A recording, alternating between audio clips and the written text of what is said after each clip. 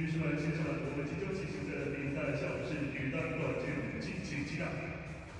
a courtesy to our skaters, we remind you that arts photography as well as video recording and filming is forbidden.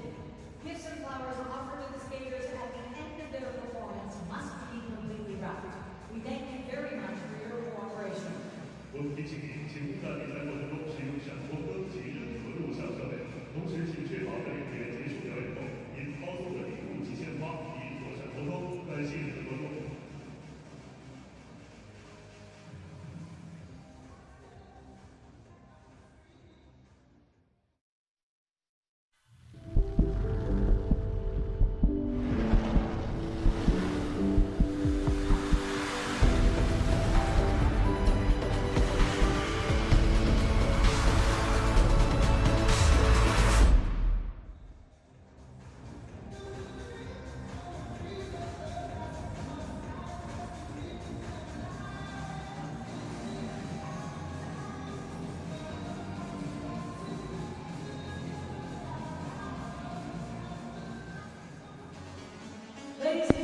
Hello everyone and welcome to Beijing, China, a city of just over 22 million residents and host city to the 2008 Summer Olympic Games and 4 years ago to the 2022 Winter Olympic Games. Beijing has the rich history of hosting the greatest sporting event known to mankind. This week though, this wonderful and welcoming city plays host to Skate to Milano, the last chance for the dreams of many to be realized. I'm Ted Barton along with Mark Hanratty.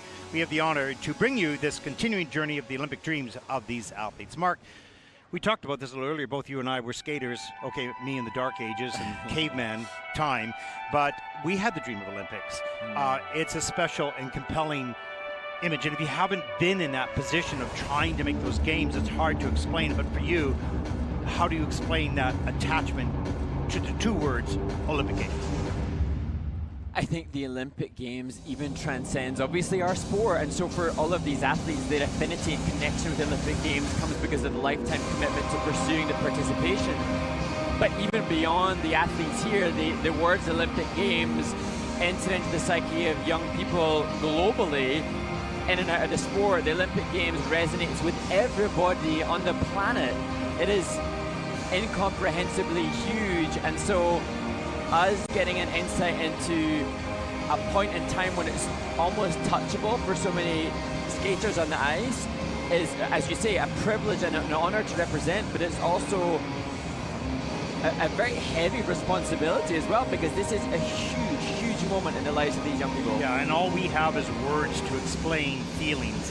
We have only words to explain a lifetime journey. We only have that, and we do the best we can with the few words that we have to describe the moment for these athletes. But not only them, mother and father, grandfather, grandmother, aunt and uncles, brothers and sisters and colleagues and schoolmates back home watching these athletes pursue an incredible dream. Yes, and you know, if I think about the World Championships, the 4 continents or the European Championships, those for the ice skating community, we get excited about it, and I'm sure the families of all those connected with the athletes get excited about that too as we see the starting order for this women's event. But outside, for all of these skaters now, you mentioned I'm going to the Olympic qualifier. You put that word in, and then it explodes in its connection with the whole village of people around the athlete. It's not just figure skating event, it's the global phenomenon. And we've already seen some really good athletes today take to the ice in this moment and feel a little bit tight. You could see it. I mean, they just tighten up because they know this moment. It's not like you're going to go to another World Championships or another Grand Prix event. This is it. It's once every 4 years. And this is your only shot at making it, and there's so few spots. So people knew that it was on the line, and it was that moment. So that tension, if you will, that stress, if you will, was visible in some, not in all. Well, we've just witnessed the pair shot program, and the team that I felt confident coming into that event, Nagaoka and Moriguchi, having particularly seen the practice earlier today, I would have put money, as we see the judging lineup, you would have put bets on that team leading the field, and yet mistakes are made, which is completely understandable because of the nature of our sport, but also when there's that increased pressure of this event and all that it represents for these people. And pair skating is risky, and we know that lots conflict with the pair. Maybe a little less in the dance, but certainly in the pair and in the singles. But this is stage 1 for the women's event here, there are 25 entries. There'll be 5 groups. We're used to 6 groups, if not more, in the juniors. So this is kind of like a holiday. A little less. But some compelling stories for sure. As we see a really great opening demonstration. We're down to 23 seconds. They count down to the introduction of the athletes in Group 1. They have quite the show, not only here, but the ISU championship events as well. World Championships has been raised to a higher level of presentation, and it's exciting. And that part of Vision 2030 to increase all the grandeur of these amazing occasions. And here we go. It all starts right now, the women's short program. Please welcome our skaters.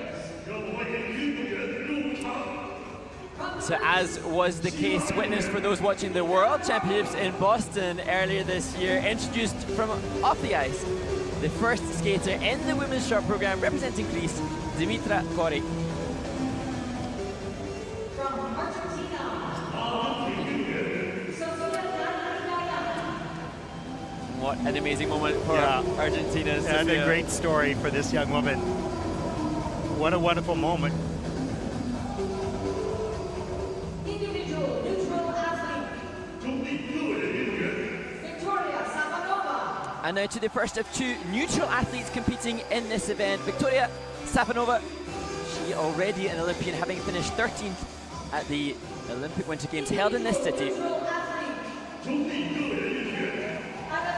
And now to Adelia Petruian.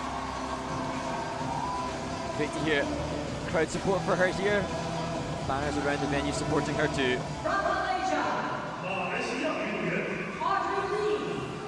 And now to the Malaysian athletes. Look at the smile on her face. Wonderful. What a moment. For Audrey Lee. And your 6-minute oil begins now.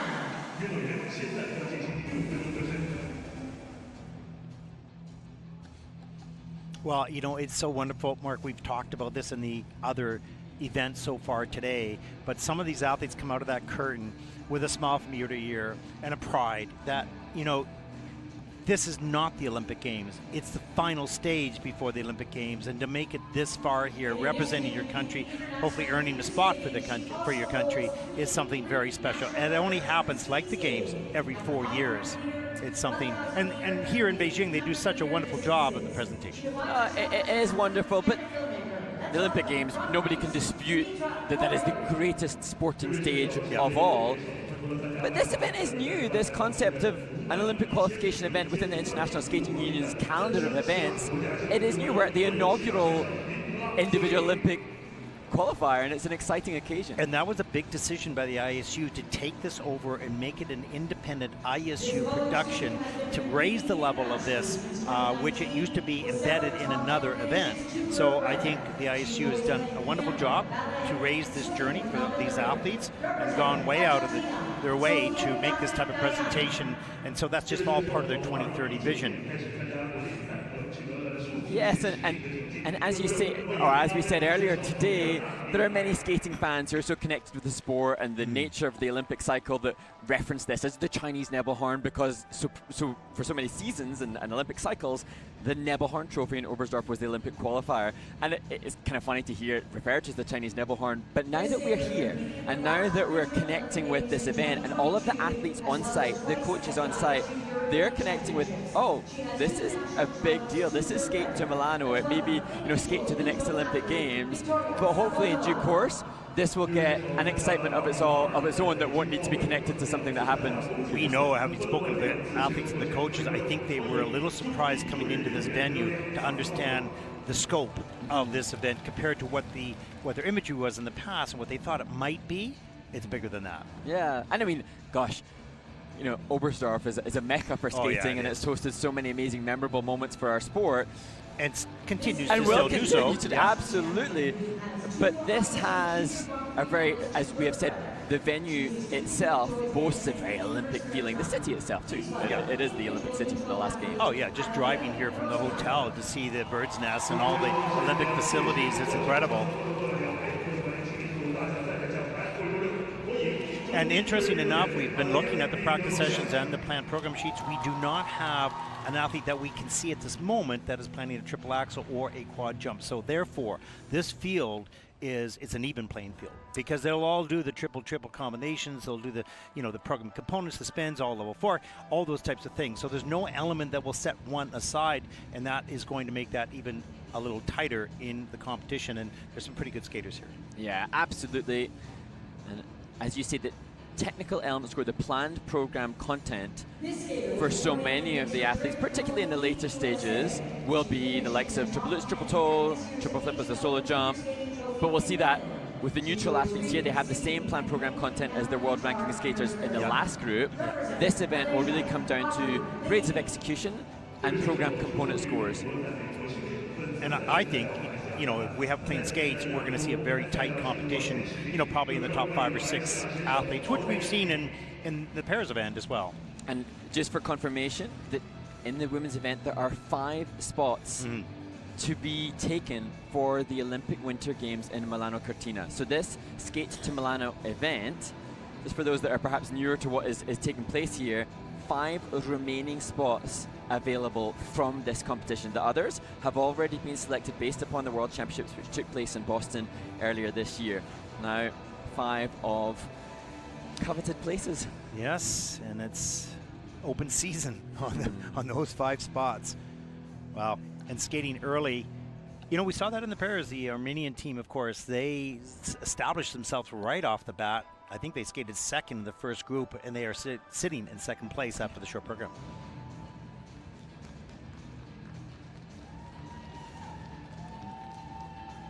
Interesting to just consider for all of these athletes what the different mental brain spaces are. For some, there is a much greater sense of responsibility for their nation, for themselves, for their coaches, for their families. For some, there is just joy at being able to be here at all. And you have to wonder the, tidal wave of emotions and thoughts that are going through not only the athletes, but the coaches on the other side of the board and the parents back home, the families back home. It's a big moment in these skaters' lives, but also those who have supported them for so many years.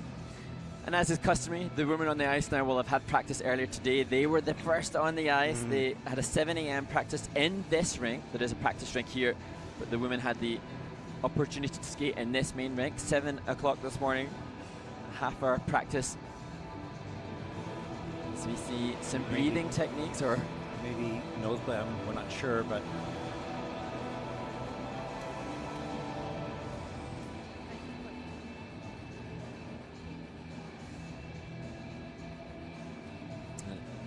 Adelia Petruian just doing some stroking exercises just to settle into the ice. She has used the warm-up relentlessly, constantly working through the 6 minutes available to all. And here we go, the beginning of the women's journey to those Olympic spots up for grabs. 25 athletes, 5 groups.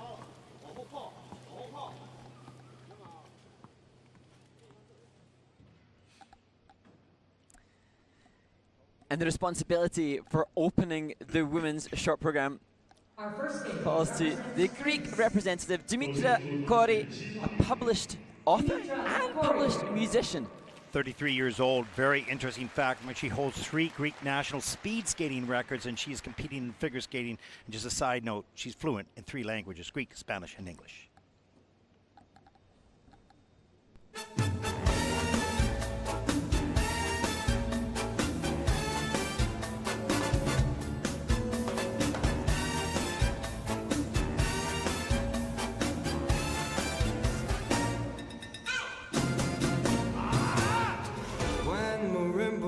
Start to play, dance with me, make me sway, like a lazy ocean hugs the shore, hold me close, sway me more, like a flower bending in the breeze, bend with me, sway with ease, but when you dance you have to pay with me, stay with me, sway with me.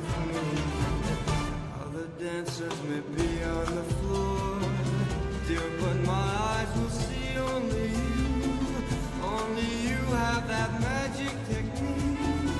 when we sway, I go weak. I can hear the sound of violins long before it begins. Make me thrill as only you know how. Sway me smooth, sway me now. You're my spicy margarita, babe. Burn my tongue, make me shake. Mix it up or give it to me straight. Turn me on, make me say. Cabo, met that girl in Cabo, wearing Ferragamo. We was going shot for shot like Desperado. She might be a problem, I should probably stay away. Girl, you crazy, couldn't even wait for the room. Shaking, shaking, trying to keep up with you. You're my spicy margarita, babe. Burn my tongue, make me shake. Mix it up or give it to me straight. Turn me on, make me say.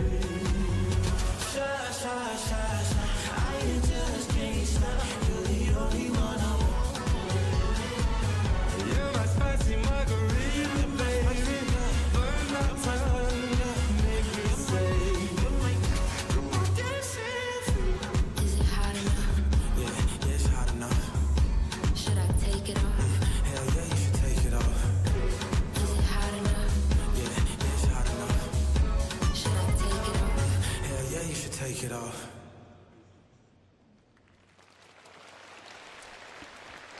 Opening the women's short program, Dimitra Cori, as I said, this a young woman who has released a children's book, Dimitra Ice Skates, which encourages children to dream big, eat healthily, and stay active. And she's also a singer, and you can find lots of her music on all the major streaming platforms. You said she speaks 3 languages.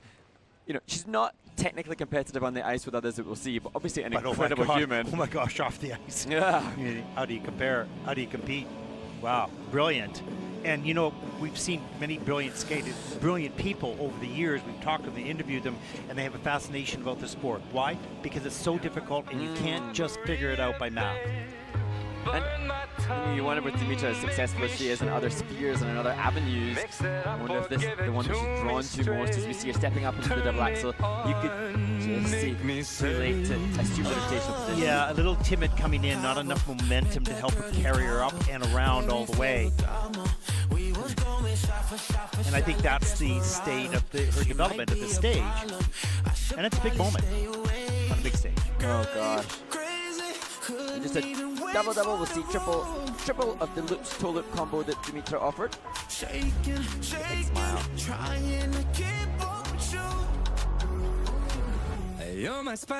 And you can see trying to keep that presentation while a lot is working through the head, the mistakes and the moment, trying to enjoy it at the same time. It's a lot to ask of anyone. But you have to say for Dimitra, although she doesn't have the jump content, the presentation was great. Absolutely on point. Absolutely.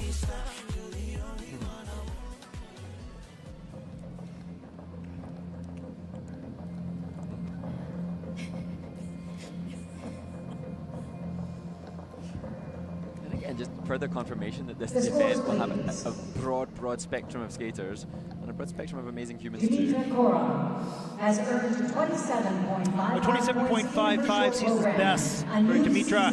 She opens up the women's event here. Skate to Milano.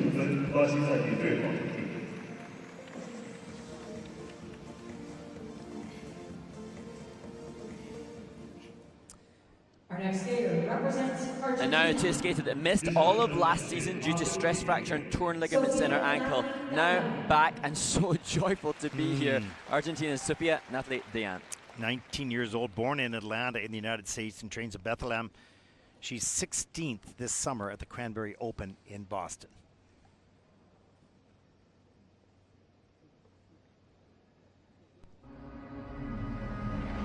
Only certain people get to wear a crown.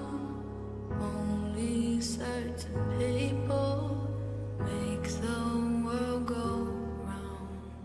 The rules are made for breaking. It's time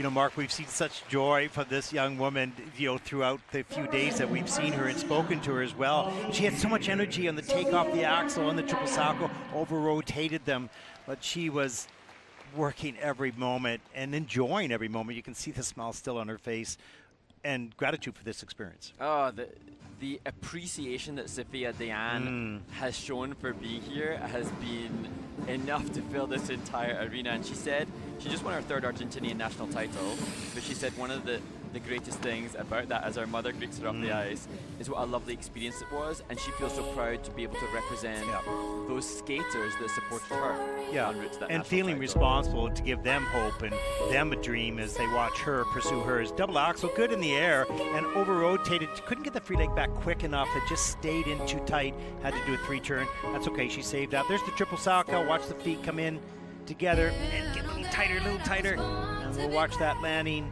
There it is. It's all the way around, but she has to step out. Stop that rotation early enough, but absolutely all the way. Yeah, lots of drive. You can see from the capture of the shot there how much elevation. Two also good flying spin position, flying sit spin. You see there was a little bit of travel, and that's one of the impacts for the creative execution. Yeah, 7 elements, and 3 are in the minus GUEs. The rest are in slight positive, so she's a bit of a saw, losing on some and gaining on others. But that smile, Yeah, especially particularly having chatted to her this week, she should get just points think for that. It's so much more than that performance. And you know, her coaches listed are Evgeny Spiridov and choreographer Natalia Ponomareva, but it's her mom that's here with her. What a special moment for mother and daughter in the kiss and cry at this journey, and we spoke to the mother as well about riding the highs and lows with her daughter through this special time in their life. That's special, yeah. Sophia Nathle Deian. Short program scores for Sophia, season's best, 37.34. Second skater out, that for the moment at least will put her into first place. Blowing kisses to all our friends and family back home, and thank yous for their support. We've just seen a triple loose done as Sophia achieved her scores from Victoria Zapanova, the first of the neutral athletes. 22 years old, her best score in the short program was 66.67 from a few years ago. I'm hoping to beat that score right here. And indeed, Victoria was third at the last Olympic qualifier, which secured her a spot at the Beijing Olympics. Now back in Beijing to try to secure a spot at the 2026 Olympic Games.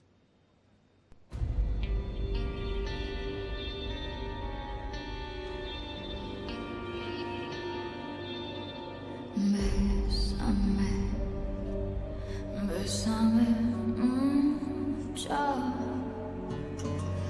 como si fuera esta noche la última vez.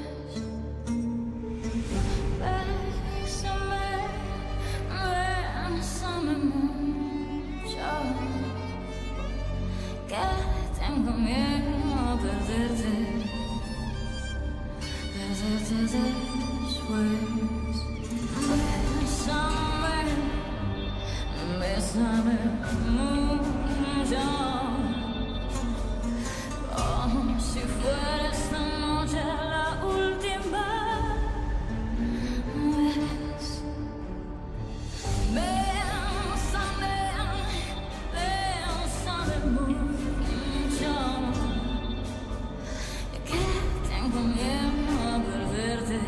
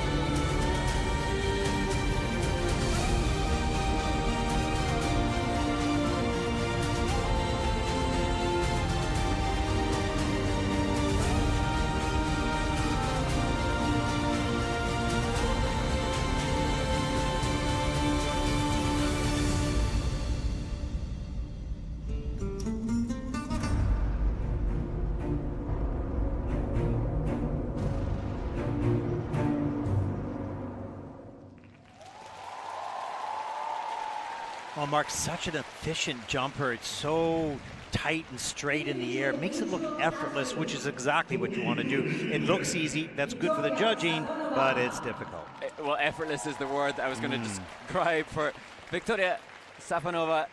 Interestingly, the triple ditch triple toe in the program here wasn't as good as we've seen it in practice. I think it'll be reviewed for rotation, but nevertheless, the axel, the triple flip, just an ease. And this, in the third of 25 short program performances in the women's event, has as much difficulty as anything we'll see throughout the remainder of this competition. And Victoria has. But it's going to come down to those little things like an under rotation, you know, which could define what happens, because it's an even playing field to a certain degree. But she's a lovely skater, tall skater, handles that height so well. And the entire construction of the program for Victoria starting with the axel, then the change foot combo spin early on as we see her spread eagle into the axel. Everything designed for more value by saving the jump combo for later on in the second half. Look at it, riding off that takeoff edge, across the ice, good flow, no snow comes up, not even close to the toe picks, beautiful. There's the triple flip, hands above the head, a little bit forward, but is very patient to get that pick to lift up into the air for the triple toe loop, and it is being looked at right now. And interestingly, all credit to Victoria, because having seen so many comfortable triple loops, and as I said, she was doing that as the previous marks were being announced, that loop's takeoff was not nearly as comfortable as what that was at Univer this week, but she did what she needed to do to make the combo. It is on the quarter, under rotated on the Lutz, and on the quarter on the triple toe loop, so she's going to lose some points on that. Every other element is in the plus GOEs. That one is the minus 1.10. And in terms of program components for Victoria, composition was good. There was some articulation to the music and movement. Her presentations didn't have the engagement and involvement from a facial kind of energetic. Yeah, she had the choreography, but maybe not the emotion in the movement or the passion in the face. But, you know, that's pretty much a lot of skaters. It's so difficult to do both. Yeah, and we'll see, you know, is it clean skate at this point in the competition so early on? Has Victoria Zapanova done enough to find herself within contention of one of those top 5 spots? It's going to be close with her score. She has a personal best of 66.67. But that under rotation and landing on the quarter of the toe loop, that's going to give a few points away here. At least 2 points less than what she would have earned. Let's take a look at the short program score for Victoria Zapanova. 57.71. That'll put her, for the moment, at least into first place.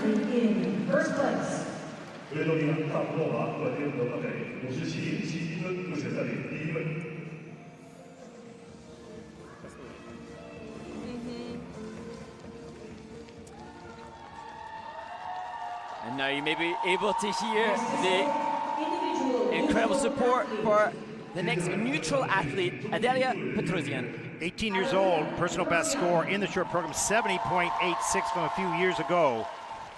I'm hoping to deliver more on this potential Olympic stage.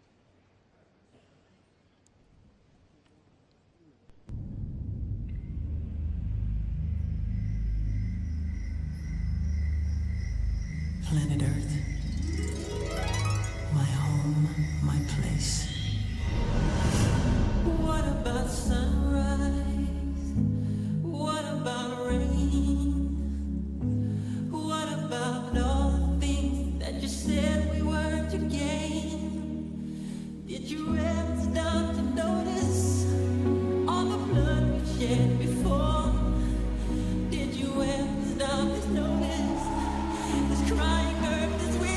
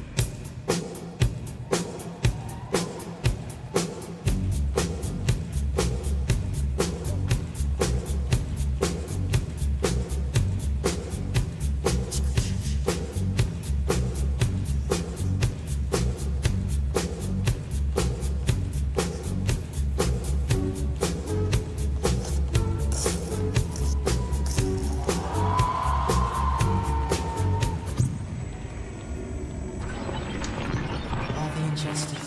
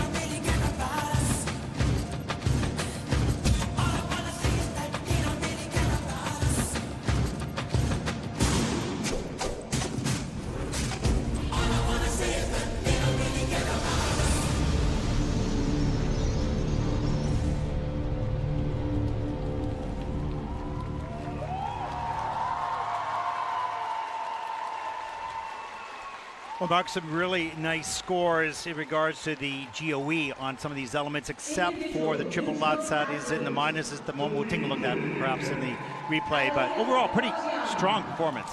Absolutely, and although the Lutz was not as comfortable as we have seen from Adelia, interesting the comparison with this and what we saw in practice. In practice, it was perhaps cleaner because the Lutz was more secure, but I was really impressed by the way in which Adelia absolutely ramped up the energy. This, energetically, from a component's perspective, was a point higher in each component than what I perhaps saw in practice. And the flip toe combination in this program was stronger than it was in the practice session, so that was a bonus for sure. She really lifted up cleanly on that. Let's take a look at some of the elements. The Lutz is on the quarter for the landing. There were 2 under review. That is now completed. There, just keeps a hand away. Yeah, great fight. But as we see the slow motion replay, you get confirmation of the transitional content in and out. Yes. And actually also spin quality. So going to be fascinating to see how many +4s, if there are any of the judges that are going to consider a +5 for these spins. Position, clear, control, fast, centered. Some great work on those elements as well. And that will be what will make the difference in this event. Grades of execution and component scores. And you know, we saw this in practice. Totally different with the extra performance value. Here's the triple flip all the way. Carries good flow between lifts way up in that toe loop, all the way around. Great extension. And just looks like Adelia was just looking down to confirm to herself that was fully rotated. This is an example of the body movement feature within the step. And there, an example of amazing performance ability. She eyeballs the judges to boost the presentation component. You have to have nerves of steel, and she was determined.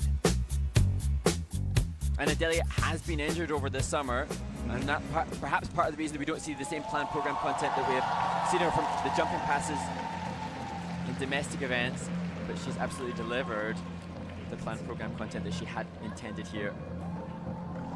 Well, it's hard to know where the score will settle because it's early on in this event. We have another skater to come, and then the ice resurfacing. So it'll take a while for the numbers to unfold as to where that really stands. Big smile and the kiss and cry. And yeah, and good, I think, for her to hear the support for her here, looking relaxed in the kiss and cry now, having done the first job with a short program successfully accomplished.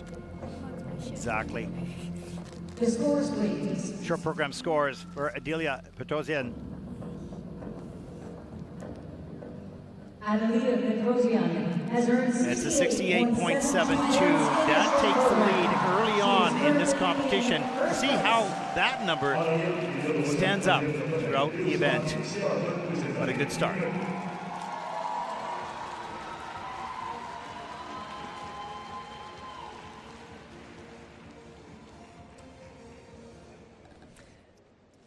Our next skater represents Malaysia. And now to the Malaysian representative in the women's short program, 17-year-old Audrey Lee.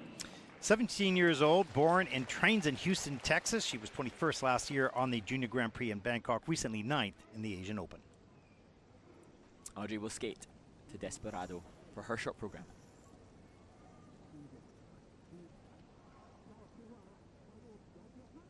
La, la, la, la, la.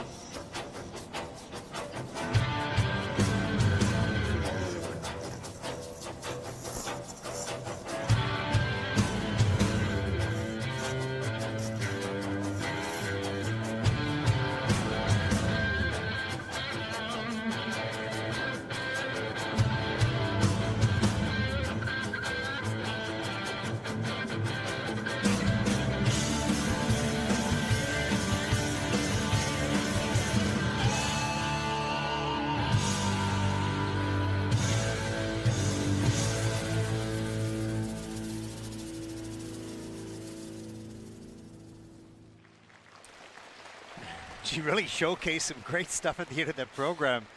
The body movement in the step sequence was brilliant. And for Audrey Lee from Malaysia, after performing after 2 clean skates with such big content, she looks so comfortable and at home out there performing, doesn't look overridden by the situation. And quite the opposite. Looks like she's stepped up. I think she knew what she can do and believed in what she was doing and didn't worry about the rest and enjoyed the moment. And we saw that enjoyment near the end, particularly in the steps. But look at that kind of swagger of a look. That's a focus. The judges. There's the triple toe loop, and that will be reviewed. That is under-rotated. The system gets up into the double. That's fine. Here's this flying sit spin right there. Level 4 and all 3 for spins. Yeah. And you know, as we look at Audrey doing the sit side and the sit behind variation. Oh, look at that. That's awesome. Oh, that's fabulous. Presentation components should be rewarded with these. And this, what great example of the body movement feature in this step sequence. And something different. We haven't seen that. Interesting that the steps come in at a level 2, so that, again, body movement great. There's a hydroglide after the knee slide. Body movement feature really good. She must not have had enough of the difficult turns called as clean read to be able to achieve the level 3 or level 4, which she was aspiring to have. But nevertheless, great job. But look at that smile. She's so radiant and enjoying the moment. My gosh. And for Audrey, I think she's scheduled to compete in Abu Dhabi on the Junior Grand Prix. And for her this season, there are other factors at play. She's going to want to get the Junior World's technical element minimum scores. So a whole load of factors. Olympic qualification, not probably on her radar. But there are other things to gain from this. From the experience. 43.66 for Audrey Lee. That'll put her currently in third place. But a lot of joy in her heart for this experience. And she shone on the ice, really, in performance. Some work to do technically, perhaps, but a great start. Take a look at the top 5, the first 5 in this event. There'll be an ice resurfacing now, and then we'll follow out with 2 more groups. Another ice resurfacing in the final 2 a little bit later this evening. Okay, we're going to step aside. This has been great so far. It's a good day of skating. Much more to come. We hope you'll stay with us right after this.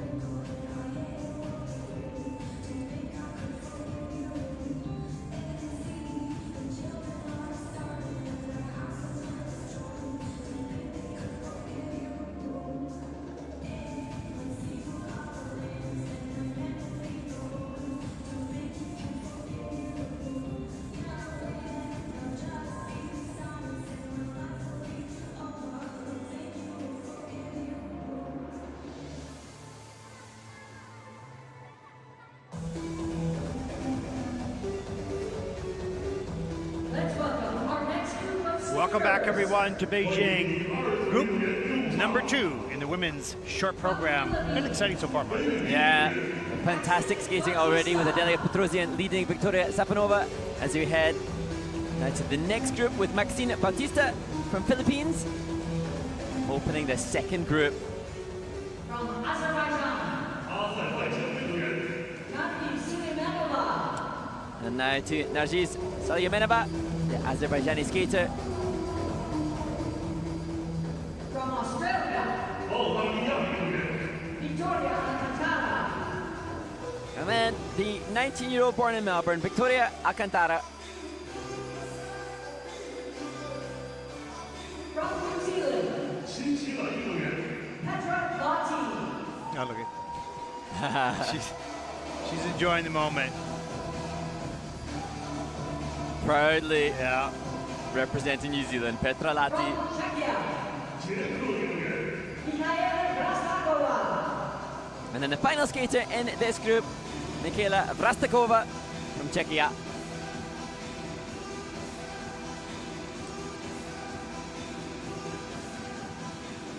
Skaters, your 6-minute warm-up begins now.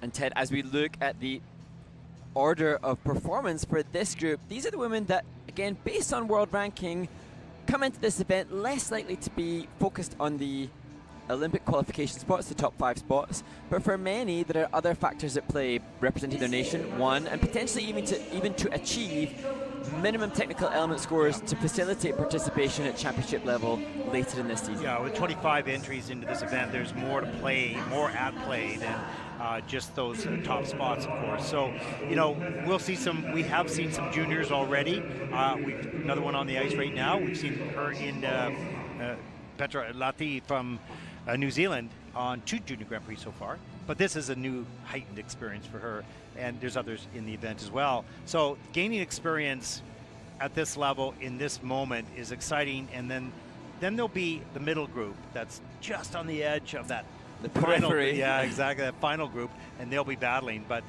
a lot to be gained here from experience for all these athletes, and wonderful honor and experience. And with this experience, it poses the question for this group, this particular group of women on the ice currently, whether or not the enormity of this event in this arena will ignite something in them that will keep improvements happening. Yeah. You know, this, I could be wrong, and I hope everybody skates their absolute very best, but this group less likely to be going for Olympic qualification. However, could this experience in an Olympic standard venue with the setup that we see with the Skate Milano and the ISU branding, does that increase the fire in them to want to pursue the Olympic flame? It might, but it might not even in the sport of skating. It might in another avenue down the pathway in their life, right? So when you come to a moment like this, yes, it's about skating this moment, and yes, probably they'll continue on, and it'll be about the sport, but what you're taking out of this, you have no idea until you enter the rest of your life what this sport has given you. Because it's given you maybe a lot of pain in some ways because it's a hard sport, but it gives you so much more later in life. I would be hiring a figure skater right away because the perseverance you require, you must have that if you're going to have any success, self-success perhaps. And with this inaugural Olympic qualifier as an independent standalone event, got close there, as we see Petra Latti on the screen now, it begs the question whether or not this is a resume-worthy moment. I didn't compete in Olympic Games, but I'll now say I was a World and European Championship competitor. Perhaps for these skaters, I was an Olympic qualifier competitor for my nation. No, I think it is a resume moment in their life, because when you put it on there, it means something. If you're an employer looking for somebody who has to work, at a very high level in something, you're saying, wow, that's impressive. They showcase tenacity. Absolutely. This is a patch to be worn proudly on their shoulder or on their heart and carry through the rest of their life, even if it's a challenging moment. Yeah. Union Figure Skating Trophy 2025 in Abu Dhabi. One of our coaches is Andrea Montino, who skated to a European bronze medal. Michaela Plastova from Czechia. Representing Czechia. And again, confirmation from the ground announcer PJ Kwong of Andrei Otarek, who's here to support. We've seen throughout the course of the day, we've seen lots of former Olympians themselves coaching this generation.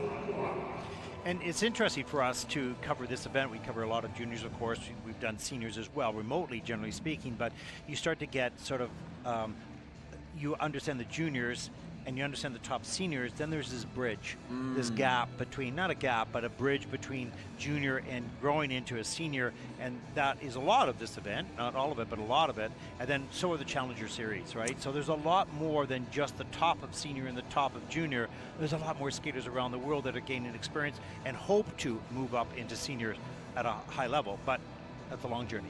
Yeah, and for these skaters to compete at the ISU Championship, the prestigious ISU Championship events for continents, European Championships, Junior Worlds for some who are age eligible, and the Senior World Championships, they will need to achieve minimum technical element scores. There is a standard set for which they have to achieve. That is not the case for this event. But moving forward to other events of this kind of caliber, this kind of prestige, this kind of arena and venue does require minimum technical element scores, and that's going to feature into the brain space of some of these skaters on the screen now. Yeah, there's much more than just those Olympic spots. We've talked about that quite a bit. It may be just a personal goal, or it could be, you know, those scores that you're required to qualify for Junior Worlds. So there's much more at play than just those 5 spots. But that's what this event is about. It's the road or the skate to Milano. Ultimately, it's about those 5 spots. Yeah. Or 3 or whatever there are for each different event. Yeah. And then, for those that achieve those very prestigious, coveted, and highly sought after spots, then they go up against the very best in the world. And concurrently with, well, not actually right now, there aren't any Challenger Series events, but at this point in the season, we're starting to get an insight into the choreography and the composition of the programs of the world's very best. Yeah, true. And you mentioned something we haven't really talked a lot about. This is still early in the season. Yes, this is the Olympic qualifying, which you got to be your top because you're trying to make the Olympic Games.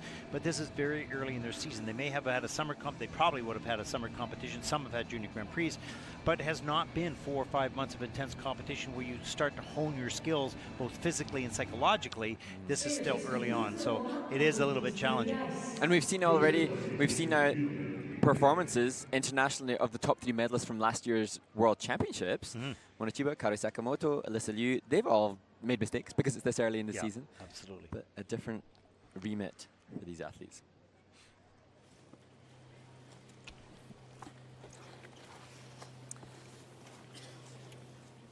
So the stage is set and clear now for the Philippine athlete Maxine Bautista, 24 years of age. And after the pandemic, Maxine thought that she might be done with competition. So she took some time off. She did some skating shows, but that reignited her love for skating. And here she is back in the competitive arena, skating to vola.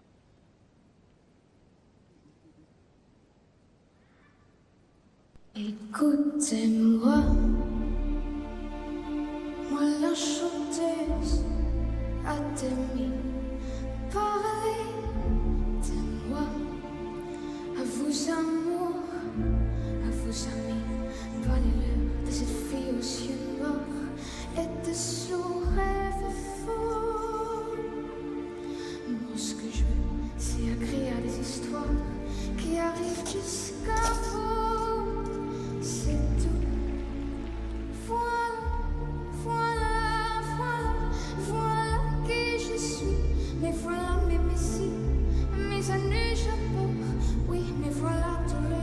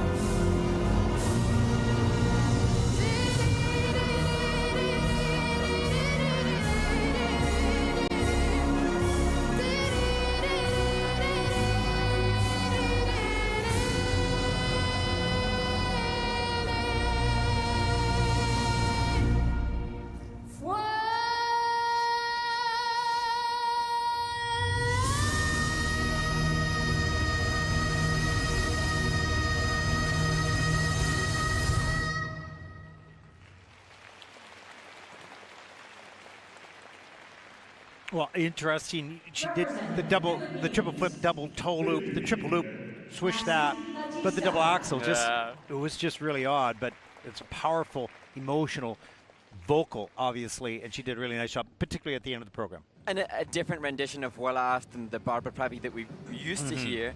And Maxine Bautista, representing Philippines, has explained that she really resonates with the story of the music, the journey of a woman from self-doubt to self-acceptance and finding strength in that. That is the storyline behind this performance from Maxine. And having heard that she's already kind of retired from competition and returned, hopefully now here without as much pressure, just appreciation for the fact that she is showcasing her talent. And there's the triple flip forward on that landing, and that is in with a under rotation, of course. On the flip, you could see that hook, if you will, on the landing. But the triple loop looked good, and it's clear in the system. And as we look back at the layback spin from Maxine, hearing that she did some shows is you know, chicken or egg, which came first? Was this a skater that was already predisposed to good performance value, or had the shows enhanced? But interesting to know a skater that's done performance work, and then you see that in her movement. But who knows? And it's even the pre-show skater from Maxine, but she certainly performs beautifully. Well, the show helps you to grow and to mature as a performer. We know that. You know that, because that's what you've been as a performer for the last 8 years, 11 years. And so you can clearly see that growth in this skater. And too bad about the double axel, but overall pretty good program for Maxine Bautista from the Philippines. And I really appreciated the flying camel spin that she Yeah, did. it was speed beautiful. of rotation from the butterfly. Yeah. That was cool. I wonder if there's a mic. I wonder if there's a mic. And you know, Yeah, there is a mic. She's asking what if there's a mic. Yeah. give a shout out. Everybody that you want to thank, go for it.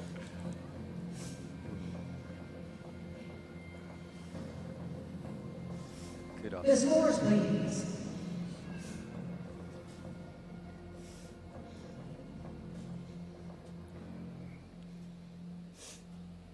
Maxine Bautista has earned Scores for Maxine Bautista, 44.99. That is third so far in the short program. There is a look at your top 5 on the leaderboard so far in this event. Many more to come. And from one skater who took a break to do shows to another skater who took a break and didn't skate for almost 3 years. Naris Salia Manova returned to the ice last August thanks to the inspiration she found from her coach Joey Russell.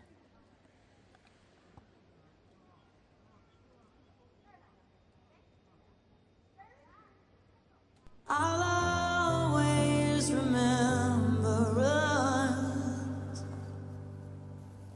this way.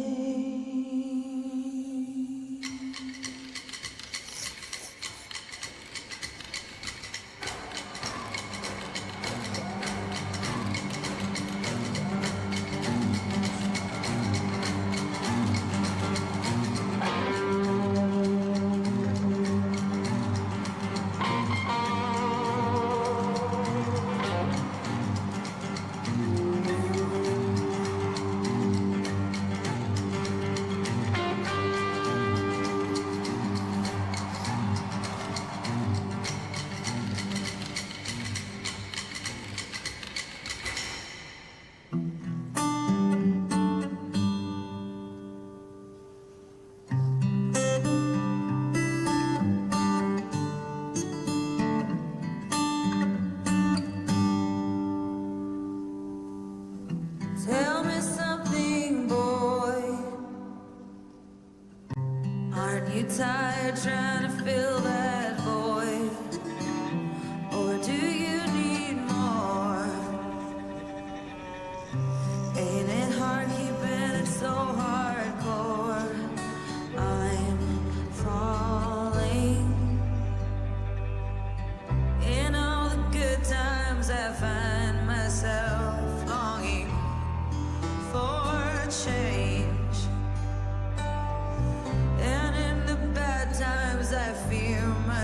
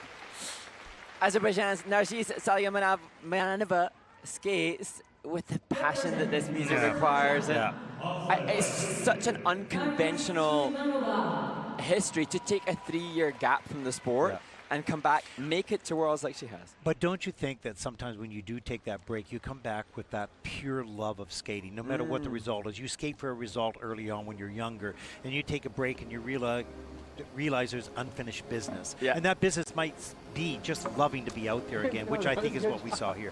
Beautiful piece of music, some wonderful choreography by Joey Russell, some good connection to the music as well. Yeah, and you know, when you return to the sport, you return for perhaps different reasons. And of course, I'm sure for Naris now, she was just outside the top 24 at the World Championships as we see the triple loops double toe. So she must have intentions on making top flight for the game. And it's amazing she got around that triple lutz because she's not tight in the air very much, but she's strong and she held it up in the air as long as she could. Gets around, gets a clean triple lutz double toe and the loop. So she's clean in the judging system. That was a wonderful example of a flying sit spin and a great sit side. And much better in the air on that double axel. She folded into that rotation. Look at the look over her right shoulder there. Oh, we're going to see it. I want you to see that. I want you to try and copy that. That's so cool. Yeah, I'm not going to do that. And then actually, I think Joey Russell, I've come to appreciate. Oh, he's great. He does great choreographer. work. Yeah, he really is. And you can see that now. For Naris now, moving forward, it would be the skating skills component score. Yeah, and also fixing up those rotation positions. Because you can see that in the double axel, she's nice and tight and fast and quick. On the flip, and perhaps the lutz, we see that in the long program, she's going to need that same thing to make sure she has a clean landing. But Naris had explained that she's honored, she feels honored to be in Beijing as Joey joins her in the kiss and cry. And you just hope now that love that she has refound for the sport just maintains. Keep fueling that. She will, and even when she finishes her career, if she's involved in skating as an official or as a coach, she'll bring that love to them because she's rediscovered it later on. And that's so important. Let's take a look at the scores. 50.47 for Naris, and that'll put her currently in 3rd place. Joey is happy. Nod of approval. He's trying to tell her that too. Yeah, absolutely. Great job.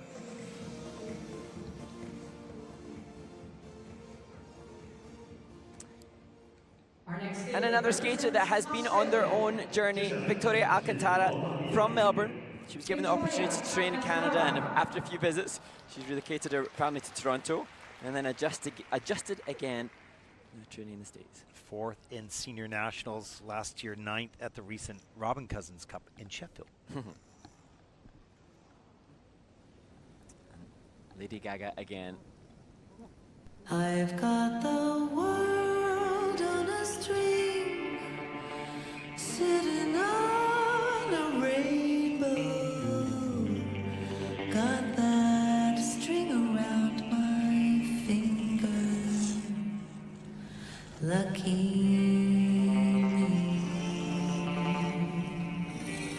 Can't you see I'm in love?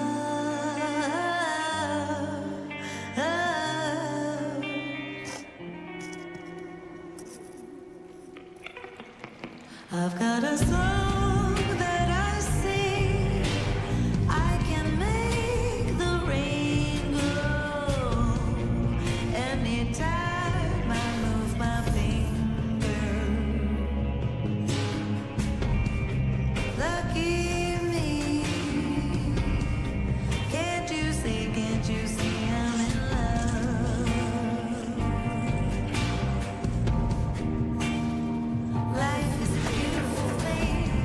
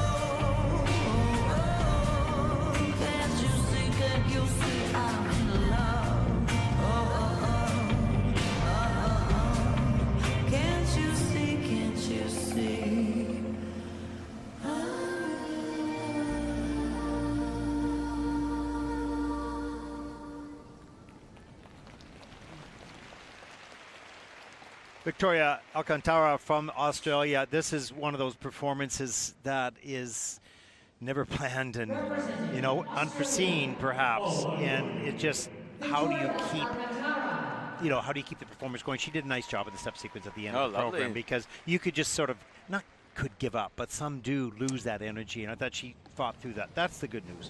The reality is, though, 3 big mistakes in jumping. Yeah, and for Victoria, having heard a little bit of her backstory, she started skating at 6 years old in Melbourne, and then, as I say, she moved to Dallas, then Toronto, and then I think now she's in Colorado Springs. She's pursuing this. She's doing all she and her family can to support the dream of being a world-class elite skater. And beyond the mistakes, Victoria's a beautiful skater. Yes, she is. A bad line. Yep. But, of course... But this is the sport part here, and this is on a lean, you know, not efficient rotation on this time takeoff. The timing of the takeoffs were really a challenge for her today. You can see the big lean here in the air. This ends up to be just a double loop. And confidence and self-assurance is such a huge factor when it comes to the jumping passes. I actually slipped off the takeoff. Yeah. There's little moments of hesitation that risks... Well, doubt. I think those first 2 mistakes brought doubt in that takeoff, and it is the only one that goes off forward, and it's a different look for an athlete jumping forward into space than all the other jumps, of course. And there, as we see, the combo spins were good, the bit travel from the overhead shot. But movement-wise, Victoria's gorgeous movement, classy skater. Body awareness here is good, really good. Now, just the kind of the visualization to help to deliver the jumping passes that she needs. It's so difficult to narrow your focus, which you need to do on the jumping passes, just to execute, and then to widen it to performance. You have to go down into focus, open wider to performance, and that can get confusing. And when you sort of get it backwards, right, then and you lose your focus, you widen that up as you approach a jump, it becomes problematic, of course, and I think we saw that here. Great to see Janet Champion with her, who's come color coordinated for her student. Janet, renowned as one of the world's best spin technicians. For decades. Yeah. Victoria Alcantara. Short program scores for Victoria, 31.80, and that will put her into 7th place.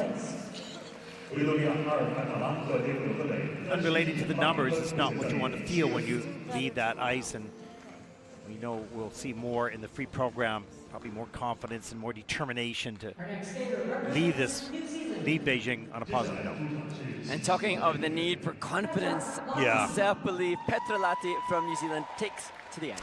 A really good skater, and we've watched her in the Junior Grand Prix twice this season, and she has beautiful skating skills, some wonderful personality on the ice, but has failed to turn the jumps that she can do so easily in practice. We hope her and wish her the best in this event.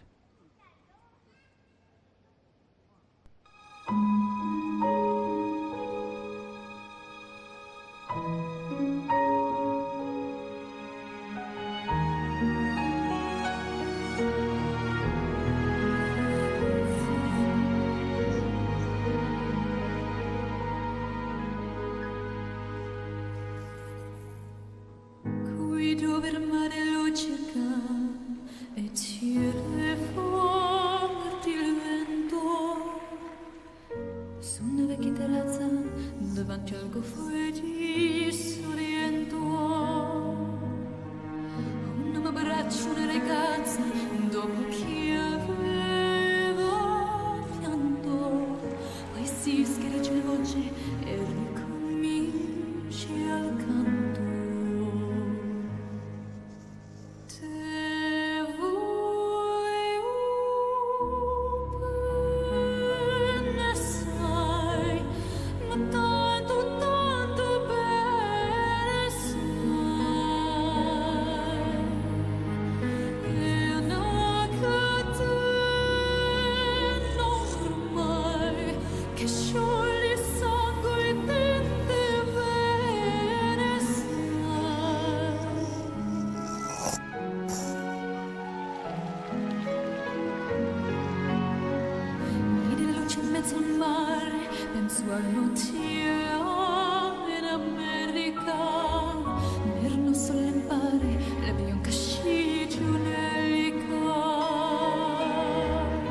Senti il dolore nella musica, salvo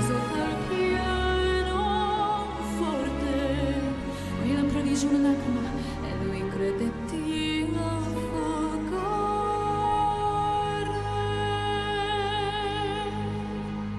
Ti voglio bene, sai, ma tanto, tanto bene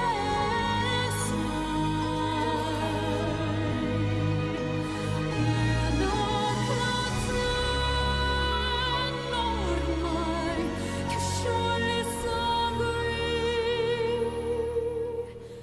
di te bene sai, di te bene sai.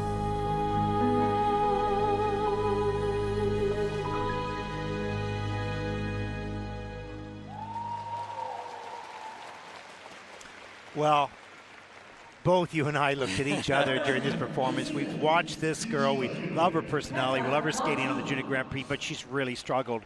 We hope for the best here, that those struggles would turn into this moment, and it did. And you can see her coming off the ice. She turned the jumps, and she didn't back away from anything. What a great journey that we've been witness to here. We don't know what the score is going to be. It's irrelevant to some degree, not to her, but to us, that she put it all together here at this moment. And these moments now, leaving the ice, having as Bess Cow, her coach, hugs her, you could actually see Bess react to the double axel in the back of shot. The coach knowing the skater's done a reflection of what they're capable of, and also has a performance now to be captured as a memory for all of the hard work and commitment. And I feel like as we see this triple sat, it's not the triple-triple she wanted. We saw that in the warm-up. It's triple-double. However, I feel like Petra fits into the senior competitions more. She looks more totally. suited to this. And we knew that, but she had to prove it for herself, which I think she's done here. We'll see where she takes that from here. But that was a victory, a personal victory. But it can propel you to heights in the future that you were unaware you could achieve. And this is an interesting testament for Petra as to back-to-back events, because I was worried for Petra. She had done 2 back-to-back events, 2 Junior Grand Prix back-to-back, then she goes to the New Zealand Nationals next week. And in my head I thought, oh my goodness, how is she going to survive that emotional roller coaster? But it's worked for her. But for some people, that is condensed learning, because you're taking whatever you've learned from one to the next and to the next. And we've seen the improvement here, clearly. Hopefully she continues that into the Nationals in New Zealand. Wonderful job, wonderful progress. Great work by Bess. And also Virpi Hortana as well, who works with her in Finland too. And hey, she actually got some cuddly toys thrown on it. That's, you know, either people have come to support her or people appreciating it, but she's got some fans. Rightfully so. You hear the tension, that music as they're waiting for the score. Season's best, 53.40. They are thrilled. And I don't think they expected that score, but she's currently in 3rd place. That is a wonderful, wonderful progress and experience for this young woman. Very, very different score to what we saw a couple weeks ago. Absolutely. That's a great story within the big story. Finally, as she says.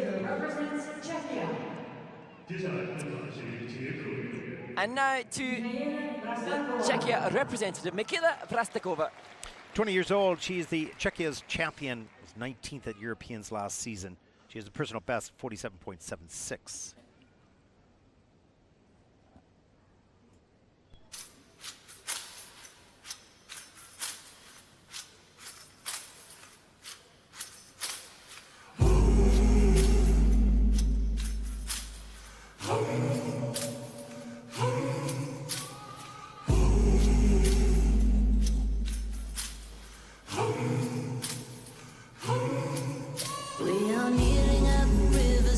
Tempting, all the steps to follow closer right behind.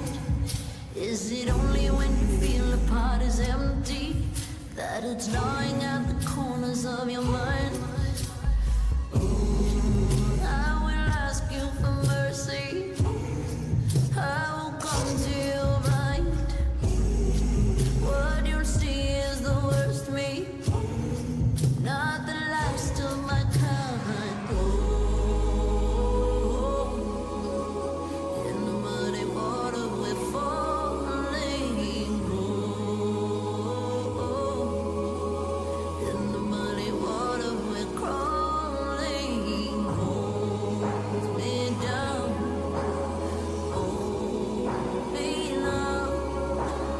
Sophia, in the muddy waters we're falling.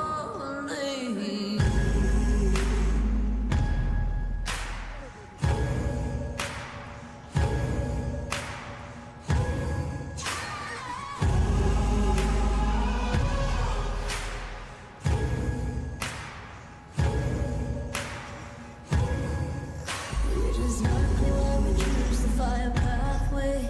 Where we end is not the way that we had planned. All the spirits gather round like it's our last day. To get across, you know we'll have to raise the sand. Oh, I will ask you for mercy. I will come to you blind.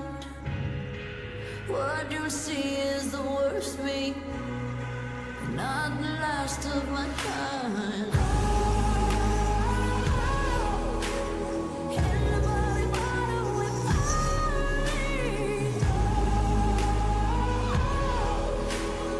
In the muddy water we're calling. Hold me down. Hold me down.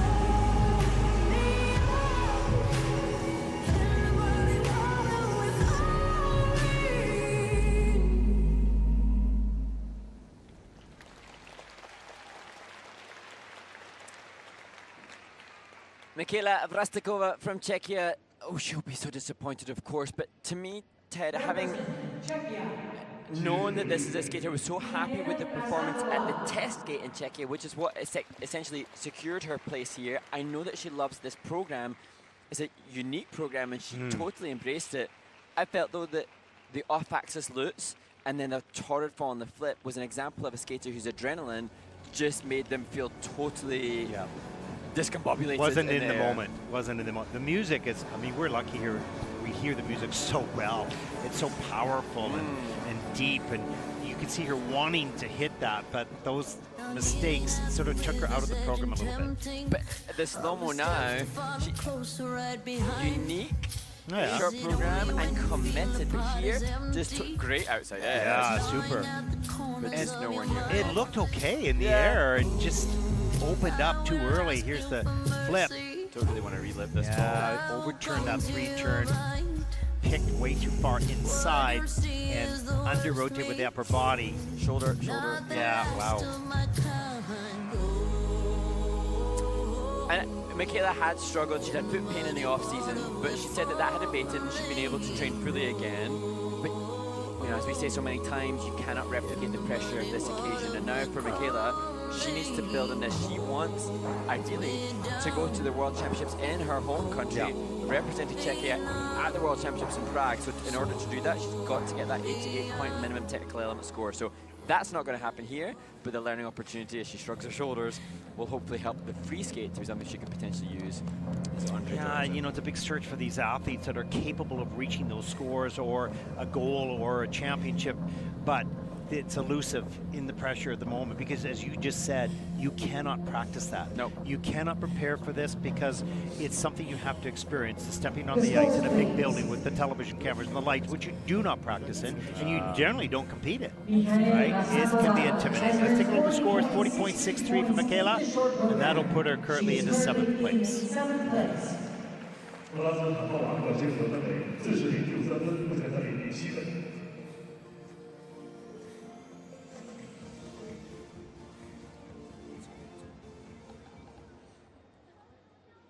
And there's a look at your top 5 on the leaderboard so far.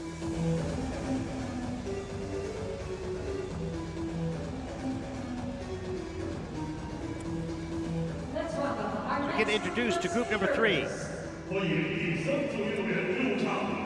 Now we saw in the pairs event, China lead the field. Opening this group will be the Chinese representative, Rui Yang Jang. She's running out to take the applause from the home crowd.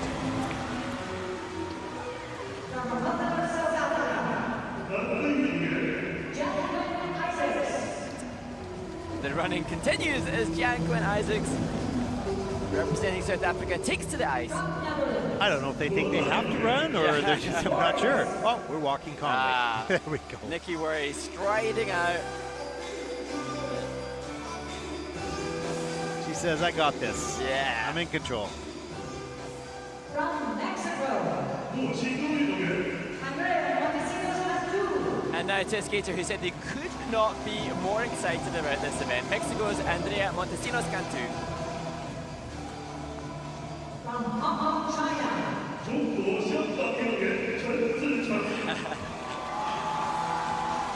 Good crowd support for Ti Ching Chan. skaters, your 6-minute warm-up begins now. It's kind of fun watching the athletes come out. Not all different, but some different. And I think it was a new initiative by the ISU for the World Championships, and I just think it's great for us to just keep connecting with these skaters. And you know, we want the skating community, we want those watching to connect with these humans because they're very special people. These unlikely to be the strongest of the field, especially young women. But what's interesting, it's not just us connecting with them, it's them connecting with us. And they do that. I think that introduction really helps them sort of settle themselves a little bit, right? Okay, maybe they get nervous in the warm-up, I don't know. But when they get first introduced, I think they like that. Yeah, and it gives us a chance to even get an insight into the mental brain space of the athletes, because you can almost get an insight into their mentality for the event and how they are introducing themselves. Some much more casual, some measured, some obviously visibly nervous, and some embracing the situation as much as possible. It's interesting, this competition brings quite a different mix of athletes, some just in junior Grand Prix now, some that are new into seniors, some that have a huge experience in senior. It's a wide range of experiences and abilities in one very important event.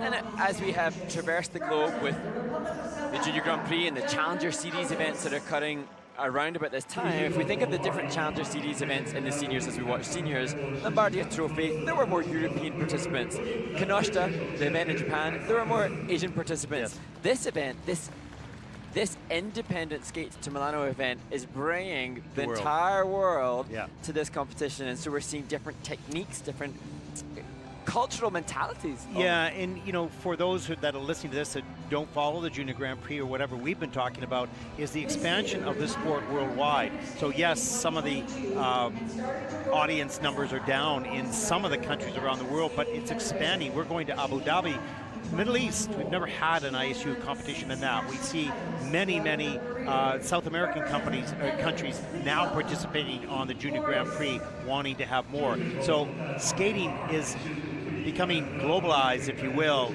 Yes, at different stages of development, no question, young countries, but it's happening, and it's great to see.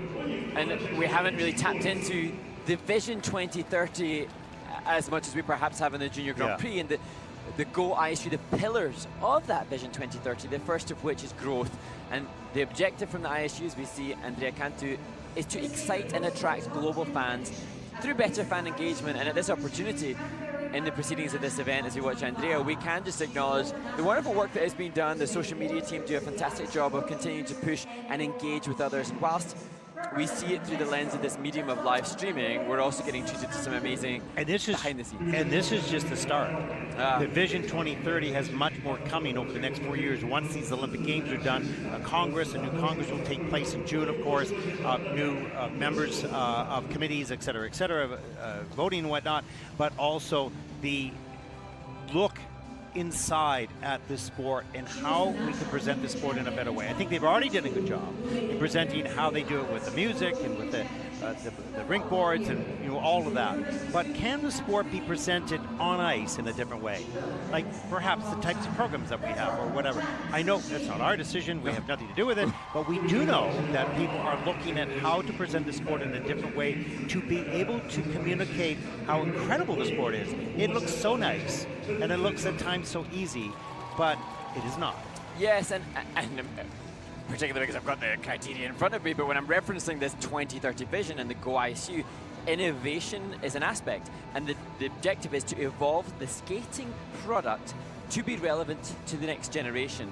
And I think sometimes we've acknowledged that with social media being such a huge factor of today's society and culture, we can see perhaps things online that gain great traction, but perhaps are not an example of these amazing athletes. They don't, you know, things that connect with fans on social media don't require the same dedication and lifelong commitment that this does, and it's now collaborating with that. Some of the great sports in the world, F1 racing, you know, football, obviously, hockey, you know, all those types of things.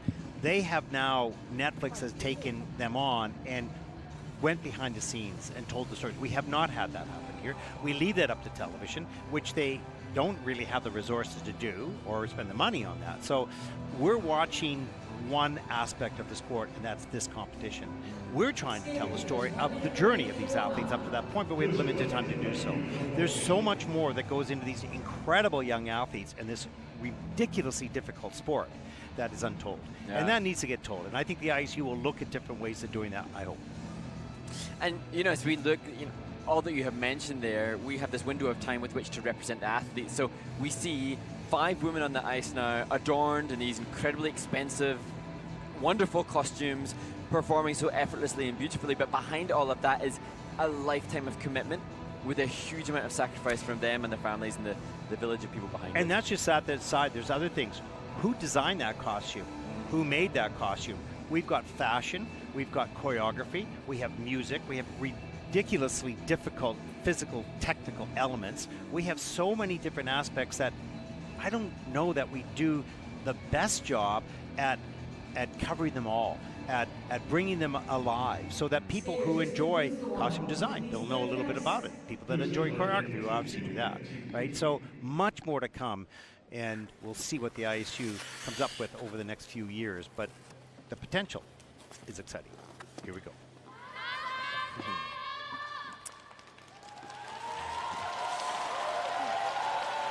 And you may have just heard screams of delight from audience members for the next competitor opening this group, China's own Rui Yang Jang, who trains so close to this venue.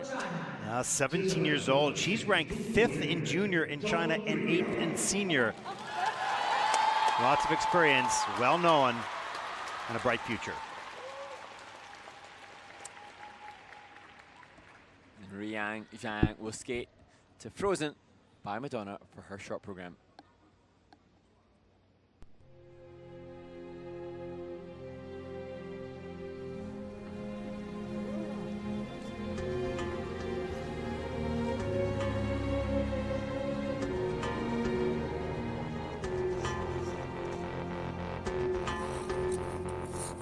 You only see what your eyes want to see.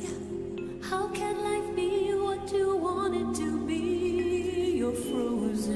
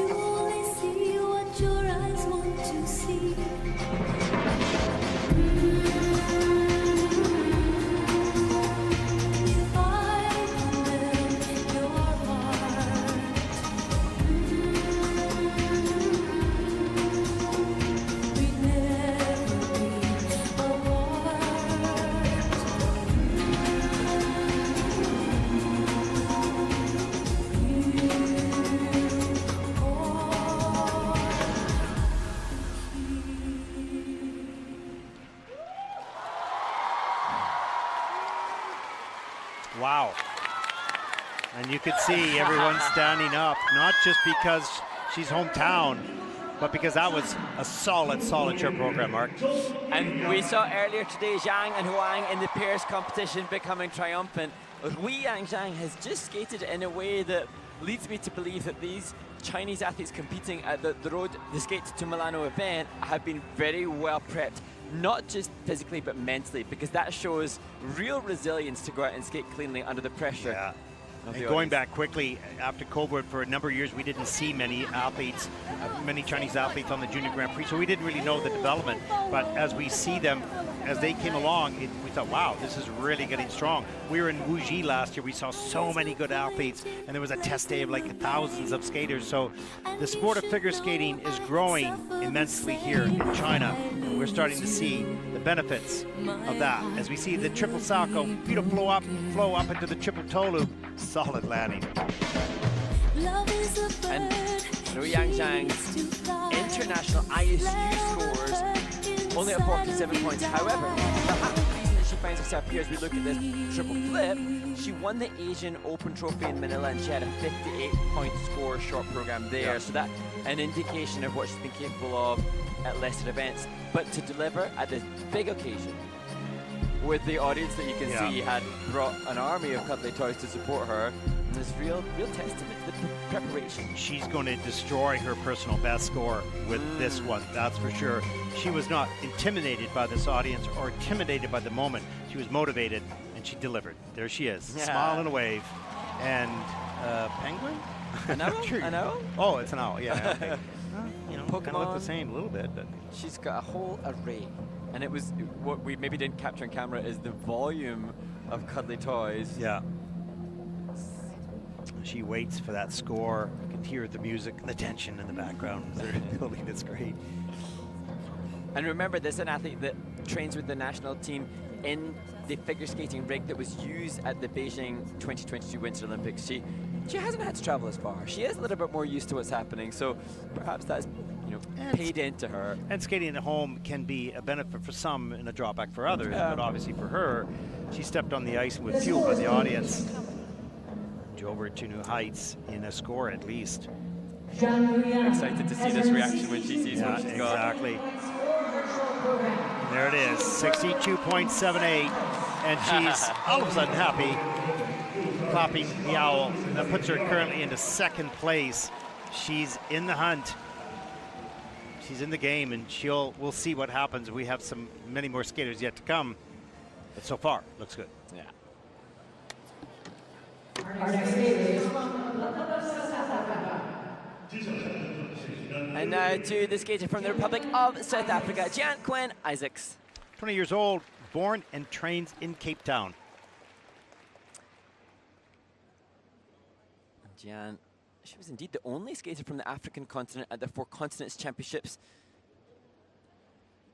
And now wanting to represent her nation at the Olympic Winter Games. You know you have it.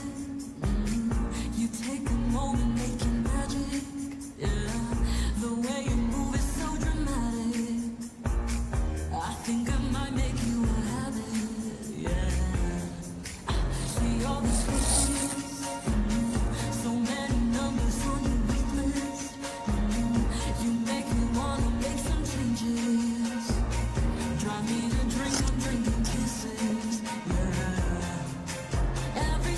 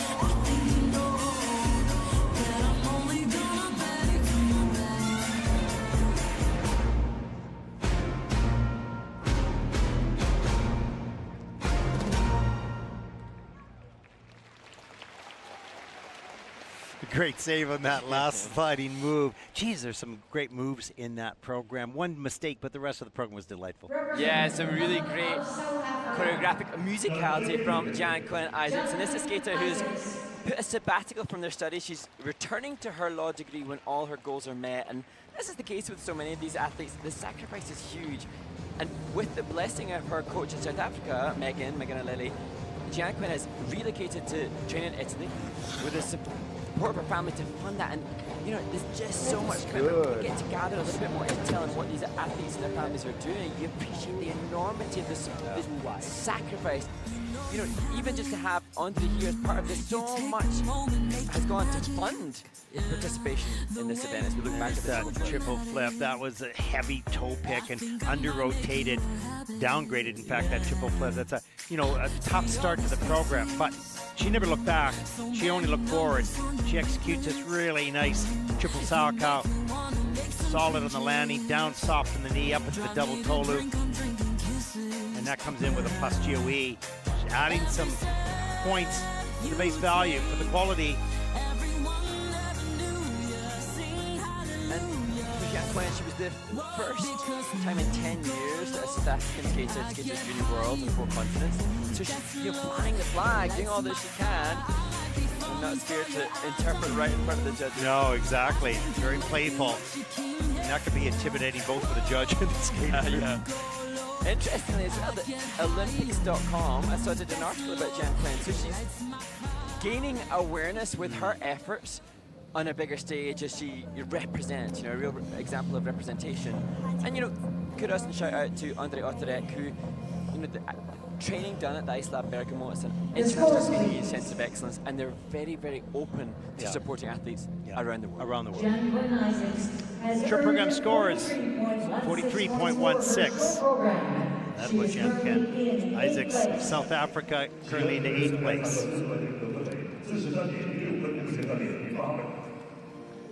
It's just that first element. Love to have that back. The rest was great. And in terms of adversity and challenges, huge challenges for Nikki Worries from the Netherlands. She fractured her knee just a few months ago, but she said she may have broken a bone, but never her spirit. And interesting, she retired from competitive skating in 2022, took up the high performance job at the Dutch Skating Federation, then decided to come back. Here she is, an Olympic moment, perhaps.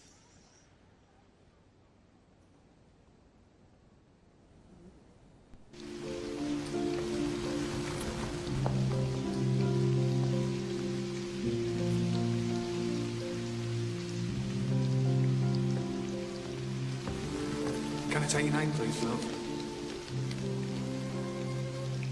Dawson. Rose Dawson.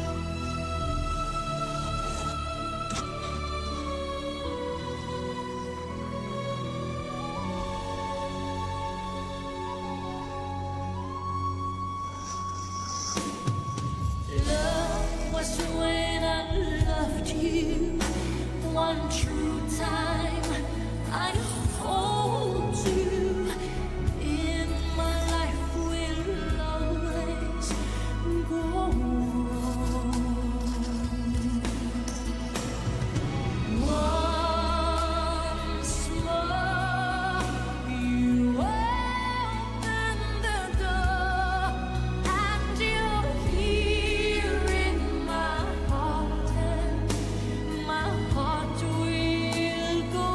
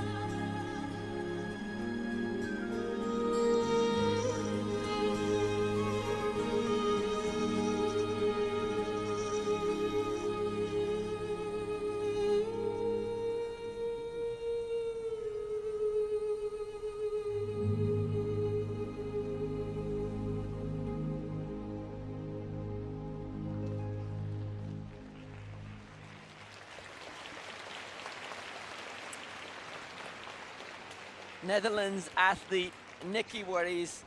Representing Netherlands. She kept both her programs. I explained obviously she fractured her knee. You can't imagine the pain and the impact that has had on her training. But as you said, she worked with the high performance athletes. This is the kind of athlete you want to represent the sport. Somebody who knows what's necessary to help athletes, but is another thing applying it to yourself. And these tough moments will make her better at everything she does within the sport of skating. They're not pleasant for her to experience right now, but this is valuable for the athletes that she will work with in the future. You know, and that's maybe not a consolation prize at this moment. It certainly isn't.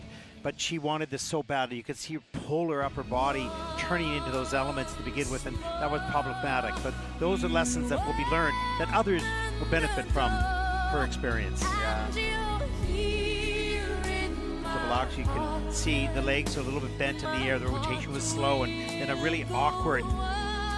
This will go in as a, it's not in as a fall. Okay, that's good. There's the triple toe. That's going to be downgraded.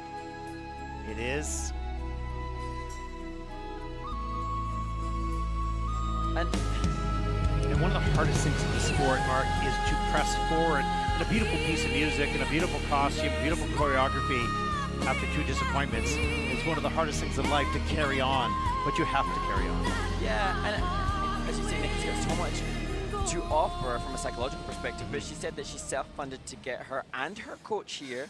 And she was saying that she's grateful for all the help from the kind people who have helped her to be here with Thomas Ken as her coach. And you know, that's another added layer of responsibility. A self-funded athlete has then support from others that they feel responsible to represent. But I'm sure, Nikki, that they are, even though they know this isn't what you wanted, their pride in you coming back from the injury that you had to be here now, flying the flag, goes beyond the result. They were investing in the person, not just the skater.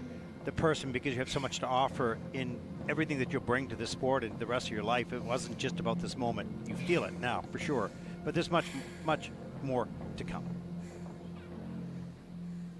And at 29 years of age, she has the maturity from her life and work outside of the sport to know she can hopefully contextualize this and turn it around for the free skate to come. And I wonder if coming back, you know, adds, for some people it's freedom because it says, you know, I'm coming back for the pure love of it. And others may feel pressure because you're coming back. So it depends on how you see it. Let's take a look at the scores. 39.50 for Nikki. That will put her 10th. She's currently in 10th place. Yeah. It's okay. It's just skating. Lessons to be learned and to be shared. Our next skater represents Mexico. And now to the Mexican skater, Andrea Montino Canu. Last year was incredibly difficult both physically and emotionally. She needed a second ankle surgery, and there were moments when she didn't know if she could compete again, but she's done the work and she's back on the international stage. Lives and trains in Toronto with Jonathan Mills and Mike Gilman, choreographed by Benoit Richaud and David Wilson.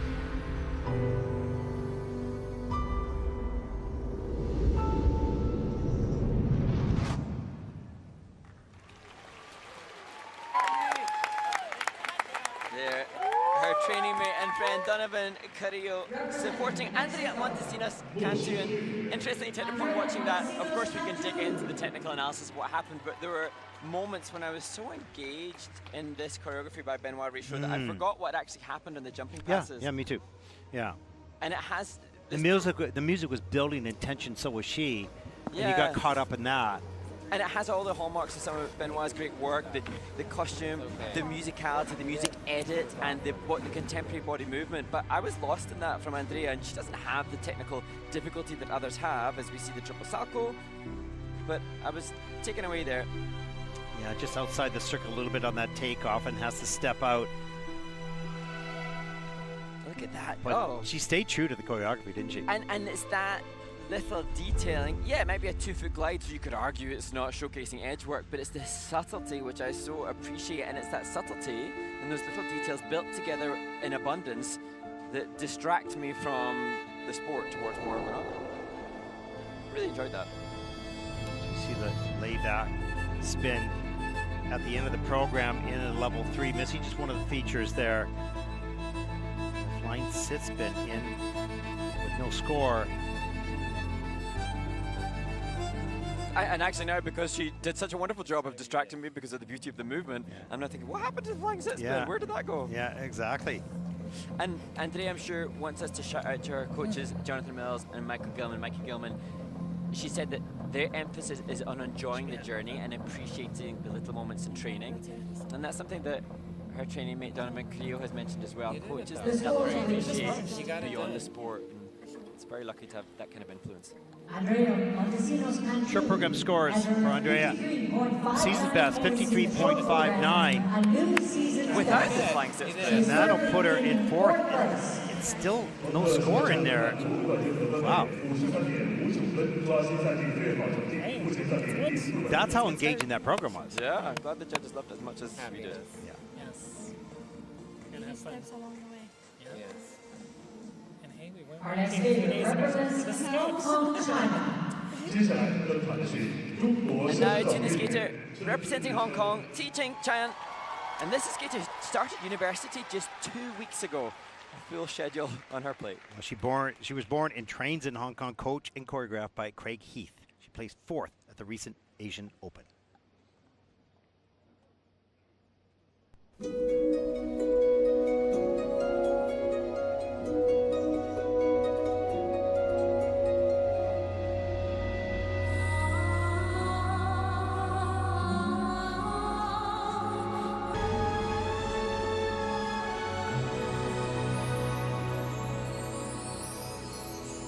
don't know where, I don't know how, but I know something's starting right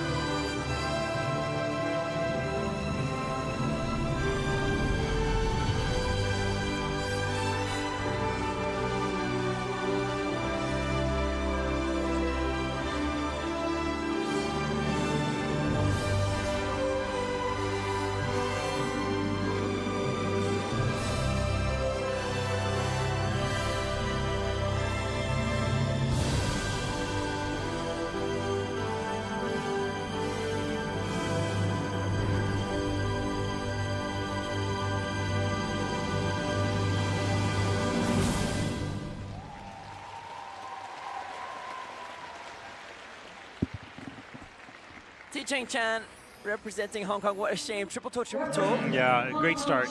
And then the double axel. Yeah. And to talk a little bit after that, it's big music, and it requires a clean skate to gather the emotion of that. Of course, we all know that theme, there's no question. And it's beautiful, it's a beautiful theme, but it requires, you know, a clean skate. Yeah. To bring that out, right? The passionate energy of joy. I guess every piece of music does, but particularly this. Yeah. But Ti Cheng Chan, as I said, she's just started university. She's studying human movement science and health at University of Hong Kong. And in training in Hong Kong, she doesn't have the same kind of resources that others do. Interestingly, for Cheng Chan, her biography has her just training 2 hours a week in the low season, 3 hours a week in the high season. And from my understanding, the resources in the rink that they have, it's not anywhere near the kind of facility that we're in now as we see the highlight of that program. Triple toe. And to be able to do just that on 2 hours a week or 3 hours a week, that's crazy. Crazy good. Crazy good. And Ti Cheng Chan is one of the athletes that is taking that jump up to seniors now, and this is an enormous stage for an athlete who has kind of experienced this enormity. Let's look at that double axel takeoff. There it is. The feet coming together. That's good. And landing on the inside edge, too far forward, and then takes that fall. She's lucky. She just put the hands down to save herself. Awkward fall. And actually, for Ti Cheng Chan, I think from my memory of her on Junior Grand Prix, she showcases a consistency with her jumping passes, so that perhaps somewhat unique for this athlete. But this is a different beast. Exactly. You know, Junior Grand Prix, you step into these big lights and the big stage and the Olympic possible moment, and all of that takes experience to handle it, to be able to even have a chance in doing what you're capable of doing. But as she's joined by Coach Craig he's still performing as a show skater himself, so he has some awareness for how he can help this skater, not just here now in the capacity of coaching in a competitive environment, but also giving a lifelong awareness of what they can do with the sport beyond this too. Yeah, absolutely. Let's take a look at the... look, Little Mermaid. There you go. There's a fan of hers. Okay, 43.38 for Ti Cheng Chan. That'll put her currently into 9th place. We have now completed 3 groups. We have 2 more to come, and it only builds in anticipation. Take a look at the leaderboard, the results so far. And what will it be? We've got some really good skaters coming up, Mark, and the tension and the story unfolds in front of us. Yes, when we get to those 10 spots for the Olympic likely candidates, that things really start to get nerve-wracking. We're going to take a short break during the ice resurfacing. We'll be back with the final 2 groups in the women's short program here on day 1 at the Skate to Milano. We'll be back. Stay with us.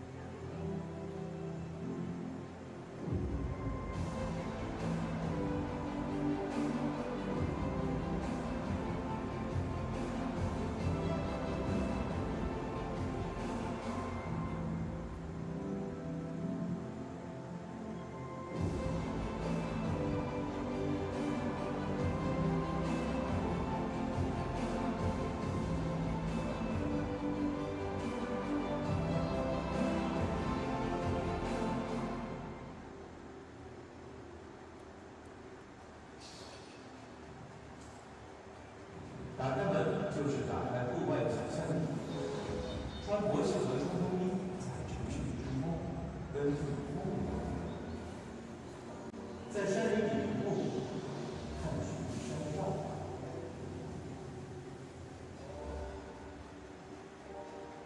在自然里，自然熏香给我动听。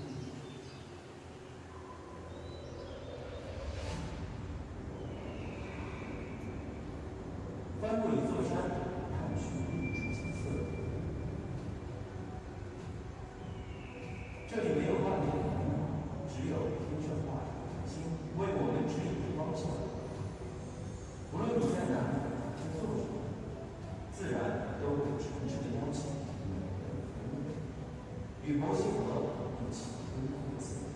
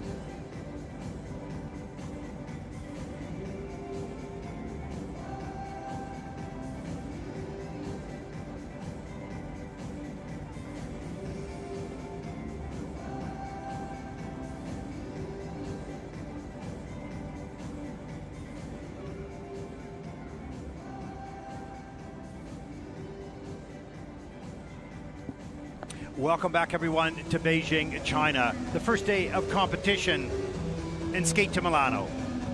The women's short program, group number 4 and 5, coming up in just a few moments as we get ready to be introduced to the athletes of group number 4. Mark? Yes, 10 skaters left to compete in the women's short program, and the first of the remaining participants, Antonyina Dubanina, Serbian representative.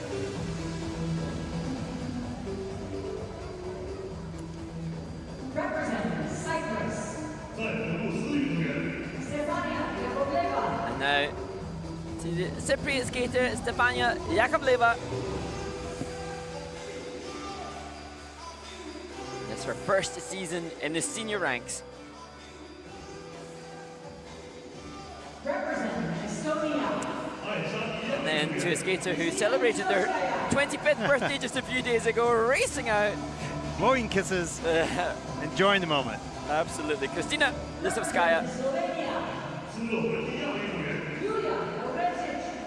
And then to Yulia Lavanchic, representing Slovenia.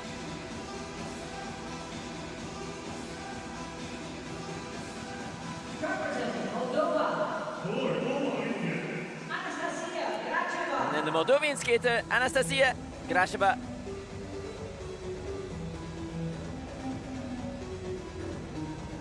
Skaters, your 6-minute warm-up begins now.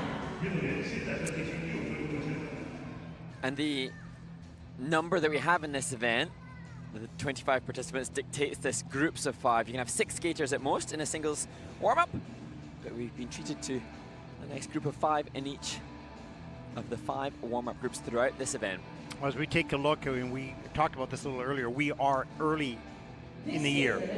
So athletes are prepared at this stage. They'll get better, more consistent as the year goes on. What do you see? Let's not talk Olympics for the moment, or let's talk Olympics, I guess, and the World Championships. What do you see evolving? Is there any sort of front runners, or it's too early in the season to sort of see who's improved? We saw Luna Hendricks in practice session. She looked outstanding, and she's been off for a year. Yeah, it was really exciting to see Luna Hendricks. I didn't really know what we would expect from an athlete that's had an had a surgery and been sidelined. I think, you know, as we come to this end of this Olympic cycle, there's often, it feels like end of an era, of course, and we have to wonder, you know, with Kaori Sakamoto, the 3-time world champion, current world silver medalist, having just seen her compete in Kanoshita, the elite or the most successful skaters are those that demonstrate the quality in program component scores, quality in technical element score, and you know that will be evident for the Olympic medal contenders, and to the same degree evident in the medal contenders here vying for the spots to compete there. A sliding scale of increased quality. Yeah, and it's interesting, you know, when we talk about quality, we talk about skating skills, but for the viewer that hasn't skated, it's sometimes hard to see, particularly on the screen, right? Because it's flow across the ice, it's where you're on that blade, it's effortless movement, all those types of things those are words, but if you haven't done it yourself or haven't watched it enough live, it's really hard to sort of pick that out. So, you know, that's one thing I just wanted to explain, like when we talk about that, we're not just throwing words out there, it's actually a real thing. But it is difficult if you haven't skated or haven't judged or haven't been trained in that or haven't been a coach to understand, well, what exactly is this and what does it look like? So we want to assure you that when we talk about quality of skating, which is the basis of all these disciplines, doesn't matter what it is, that quality of skating is going to put you probably in middle to upper group. You know, hopefully you got the technical elements as well. And that in this case, no one has a technical advantage here. We're not seeing triple axels and we're not seeing quads.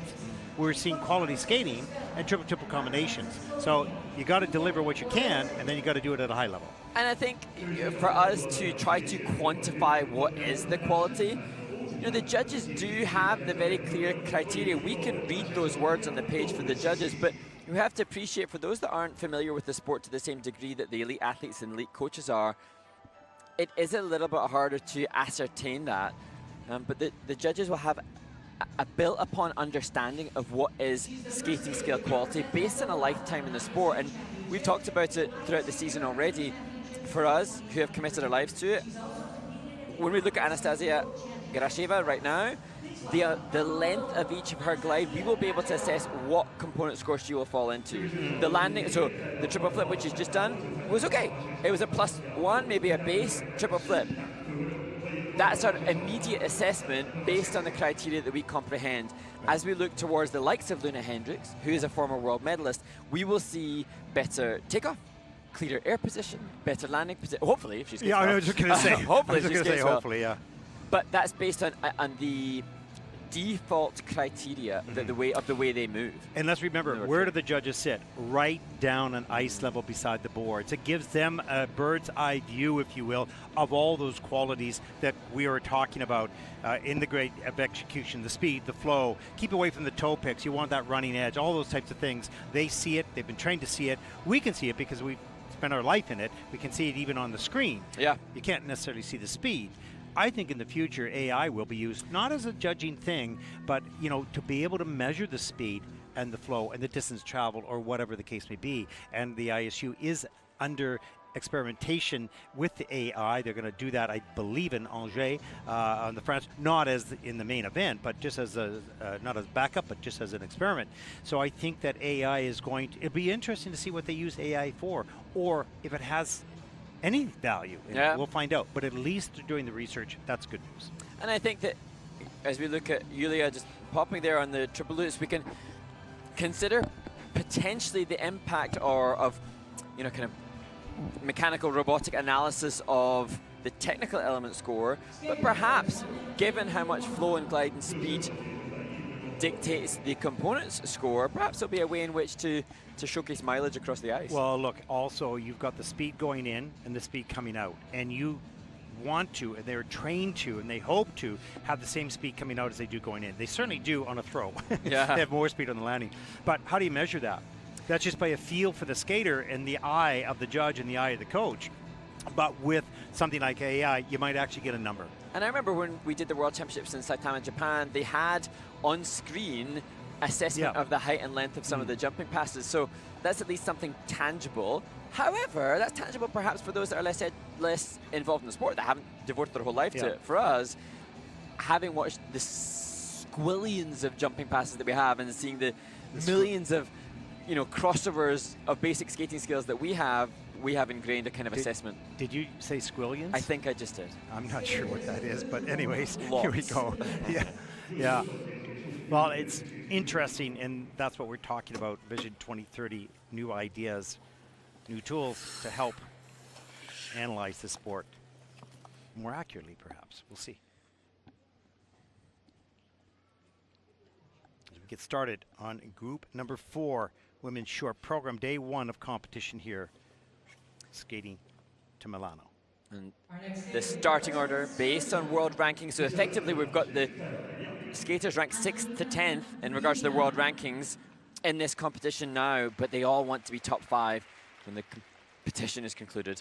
And taking to the ice now, Antonyina Dubanina. 7th at the recent Asian Open. Personal best has a 50.47 in the short program.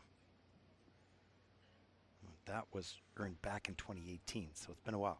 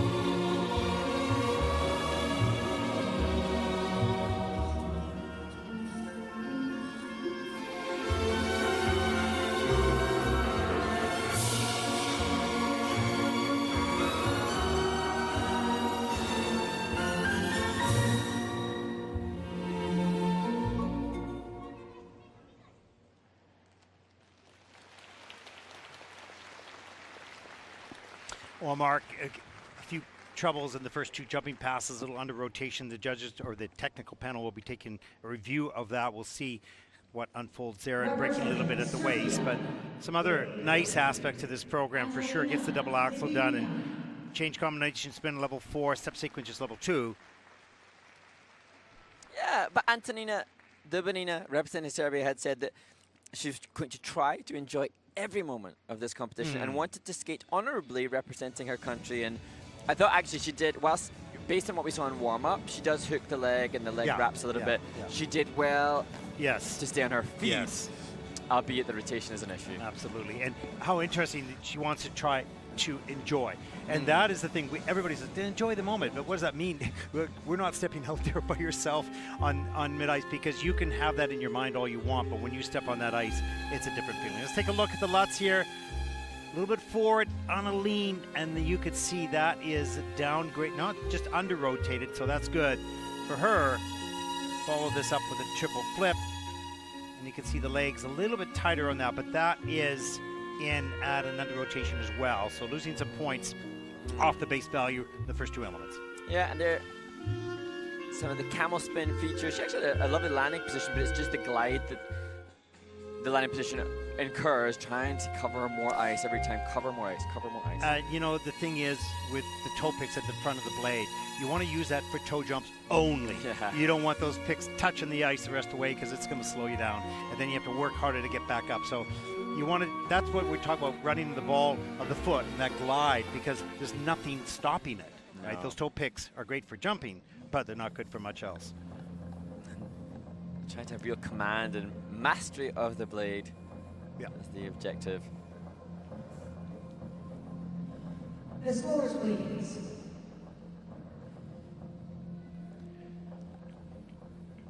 Short program score 43.59 for Antonyina, and that'll put her currently in the 9th place.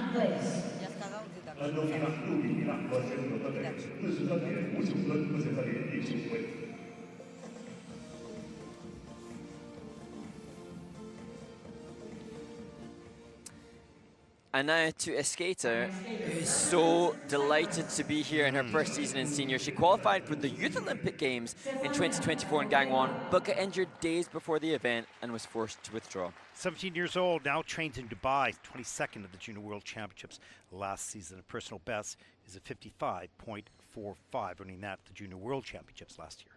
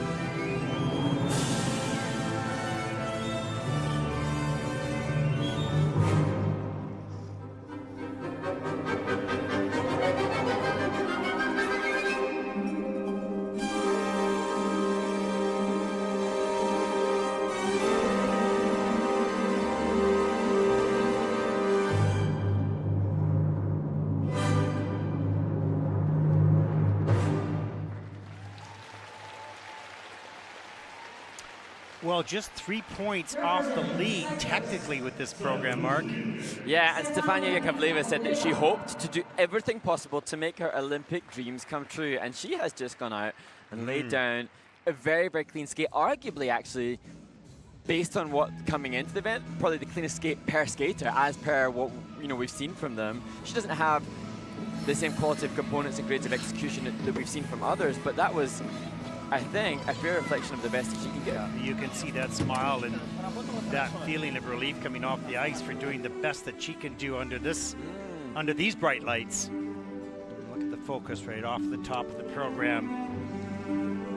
Wow. Yeah, intense. Here's the triple flip, 3 turns coming in. On a little bit of a lean, but all the way around up to the triple toe loop. And that is on the quarter.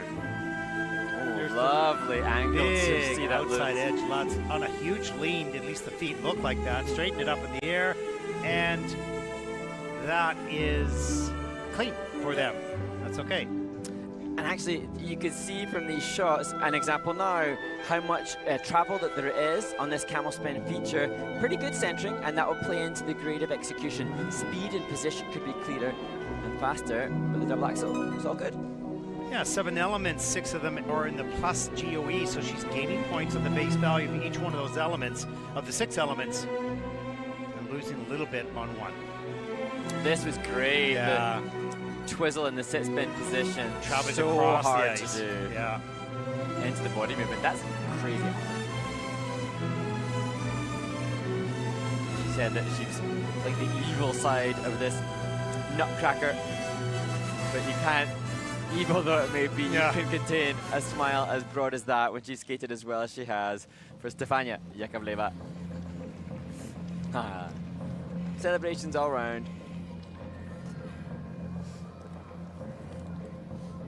And for Stefania, in terms of scores at international ISU events, she comes in with the 8th highest in this event.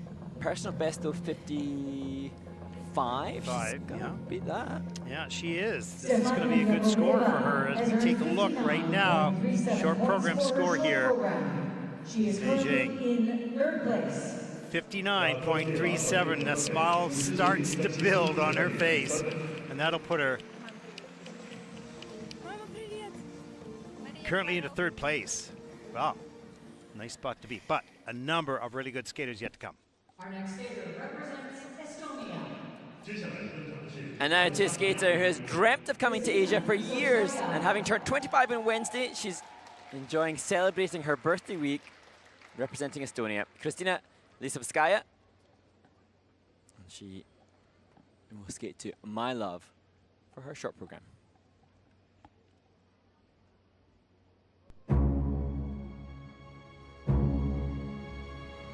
Babe, don't try to call. My heart is thinking and the soul just won't wait.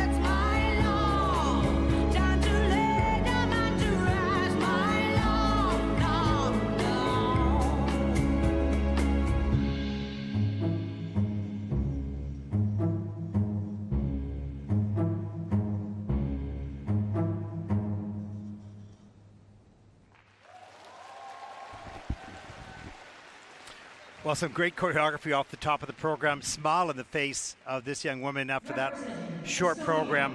Kind of a sultry piece, but so well done. Fantastic. And she's done one ISU championship event, the European Championships in 2024, but shamefully, I admit, she's been under my radar. I haven't appreciated Christina Liskaya from Estonia skating. I love the uniqueness. She does remind me a little bit of Olga Markova, a former European medalist in the 90s. But what amazes me is the range that she has in her feet. She appears to have almost like ice dance skates on. She has such good range of motion in her ankles for line and a suppleness in her body, not in terms of extreme range of split, but just suppleness in the knees and the ankles. You got to bring that ice dance. Yeah, got to be done. Okay. No, that was a really solid program, and you can see right off the top here, look at the focus. She was determined. She wasn't racing off to the elements. She was taking every note, every phrase, making sure she delivered the choreography as designed. There's the triple toe loop, reloads, get the free leg back in time, second triple toe, clean in the program, in the judging program. There's the double axel, good ice coverage, nice extension, reaches back into the back spiral. You see just the facial expression and the attitude. Even the range within the wrist joint there, you can see. Great movement. Those are small details that it's hard to see during real speed, but when you take a look at it, those are nuances and details that, if on the music, add certainly to the program and the PC scores. Yeah, I love that. What I would say for Christina as we look back at this layback spin, the spin's probably the weakest aspect. Not necessarily in level. It looks like she's got level 4 for everything, but just creative execution when we're comparative to... Yeah, not necessarily the weakest aspect for her. Comparative to the greatness of her performance ability, her presentation. Exactly. And you can see, I hope the numbers for her will please her, because she's pleased about the performance. You can see that on her face, but what the numbers do. Yeah. I won't forget. No, it was good. 57.36. She looks pretty happy with that, and that'll put her for the moment into 5th place.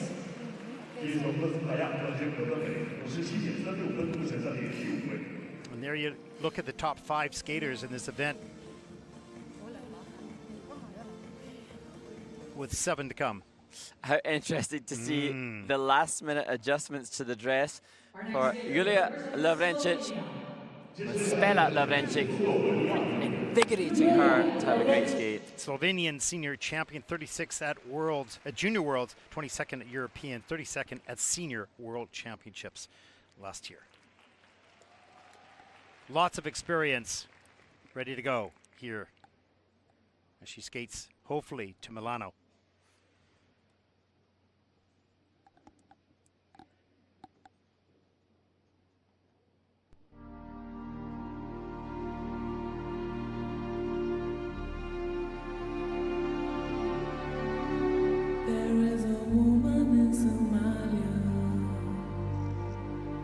Scraping for pearls on the roadside. There's a force stronger than nature, keeps her will alive. This is how she's dying. She's dying to survive. Don't know what she's made of. I would like to be that brave. Hallelujah.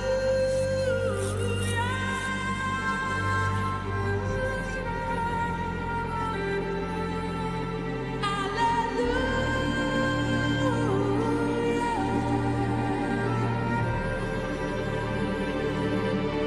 She flies through the heaven above.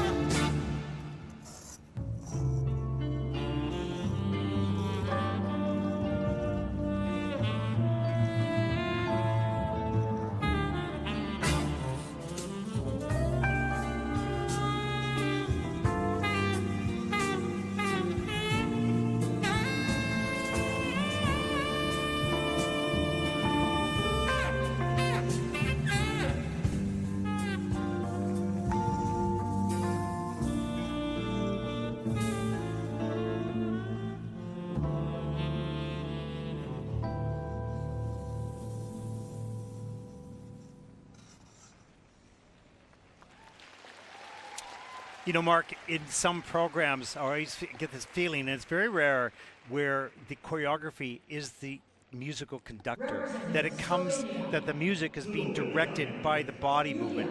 You know, most often we see the conductor conducting the music and then the choreography to that, right? But in some of this program, not all of it, I felt that music was being orchestrated by her. Yeah, and I think watching Yulia Lavanchic representing Slovenia, we see individuality. We have to acknowledge this costume. Dress made by Katja Petak. You know, I already feel like this is an ISU dress award for the ISU awards ceremony, already gaining traction for that. But it's original. The music to use Shadi, original. Some of the movement, original, as Spella greets her off the ice. And what was impressive about this is that despite her originality as a character, she managed to tap into the sport aspect by delivering what she didn't in warm-up. That warm-up was not this triple toe. No, and this will be scored. This is a nice triple toe loop to start with. Too far forward, you can see the snow fly. She didn't have enough momentum to get up into the second triple. Had to take the double on that. Nice extension there, of course. So that was a little bit costly. Here's the triple lutz. A little bit of, I mean, let's watch that landing. And that is on the quarter. So that will be reduced a little bit. But overall, as you said, this is innovative. This is unique. This is a special costume, special music, special choreography. And on this night, for the most part, special skating. Yes, and special temperament, because the warm-up, I saw falls happening, pops happening. Warm-up was not reflective of performance, and on the whole, it's normally the reverse. Warm-up would be more successful than performance itself, as the camera operators here take note of what we're all referencing as well, the uniqueness of costume. She's got some lipstick from her sister.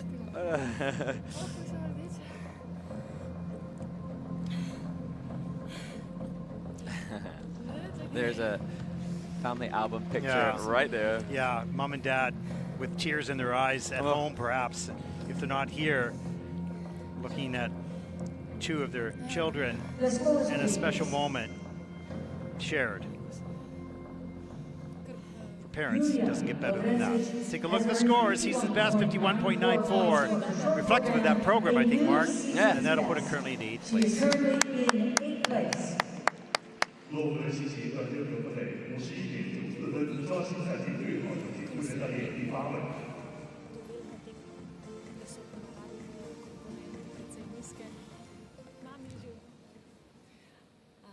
Our next skater represents... And now to Anastasia Graasha, representing Moldova skater who choreographed her program herself, loves to put her soul into the choreographic process. 23 years old, personal best, short program 53.46, but earning that back in 2022. So we'll see what she has on this day.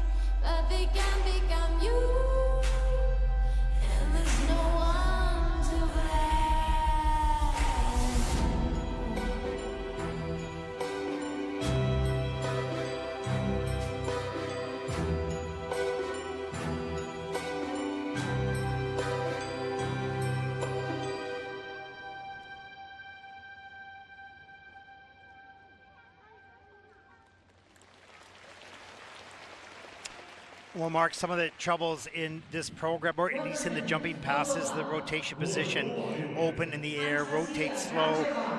3 of the elements are currently under review, looking at the Lutz right now and at the triple flip double toe loop. So I think we've got rotation issues perhaps. Yeah, and I feel for Anastasia Graasha because she had the flip from the previous performance from Slovenian skater Yulia Lavanchic.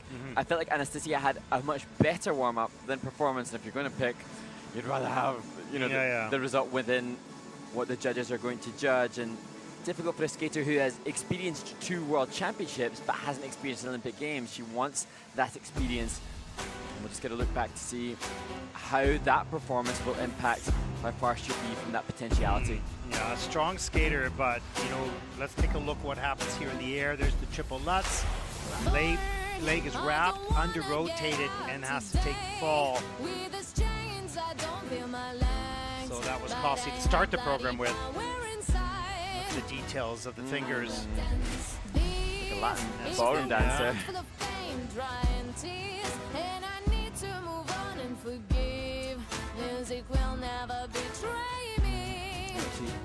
Just having a little eye back over the spin elements. The other elements out with the jumping passes. Some level 2s assigned to the step sequence and the change to combo spin. So that also indicative of the fact that it wasn't clear enough for the technical panel to help her out with 4 of the other 7 elements out with the jumps. Level 4 spin and then a level 3 and a level 2. So leaving some points on the table there, plus the mistake, will be costly indeed. 53.46 is her personal best, and she's going to fall quite short of that on this day.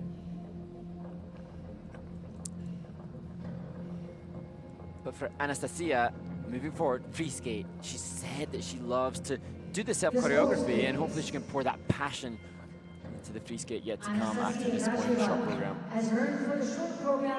41.84 for Anastasia. That will put her currently into 15th place.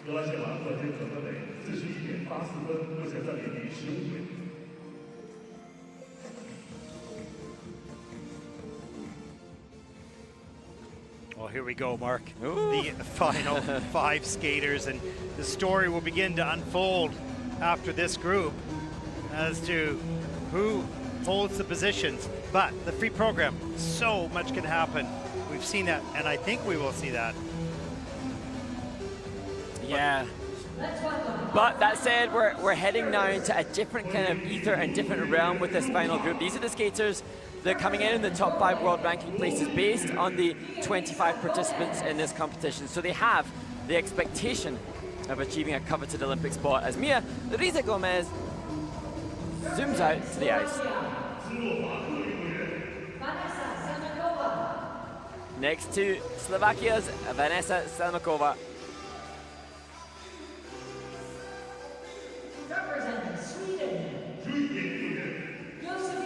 And now to a real fan favorite, the ever expressive Yusf Taligard.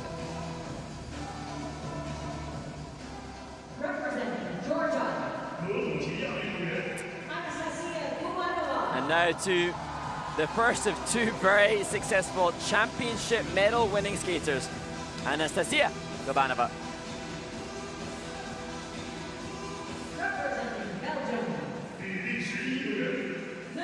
Wow, Luna's not holding back.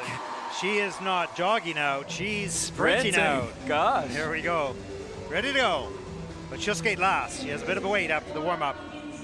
But we saw some great skating in the practice sessions earlier today. Well, it was really interesting to see Luna Hendris, who comes into this as a 2-time world medalist. 5 times she's been in the top 10 at the World Championship. So we know that she's got that pedigree. We know how brilliant she is, but she had a surgery in February, I believe, on her ankle. And so we didn't really have an awareness of what kind of shape she'd be in, especially because this is an athlete who, for the last multiple seasons, has not had to peak at this point. And yet practice this morning, I cross my fingers, looked like she's in some amazing form. I think physically and technically she's at the top of the game. The question will be, can she step in this moment and deliver what she has practiced for? Yeah. Because she hasn't been at this stage, on this stage. She's been there before, but not for a while. Yeah. We'll see how that affects her.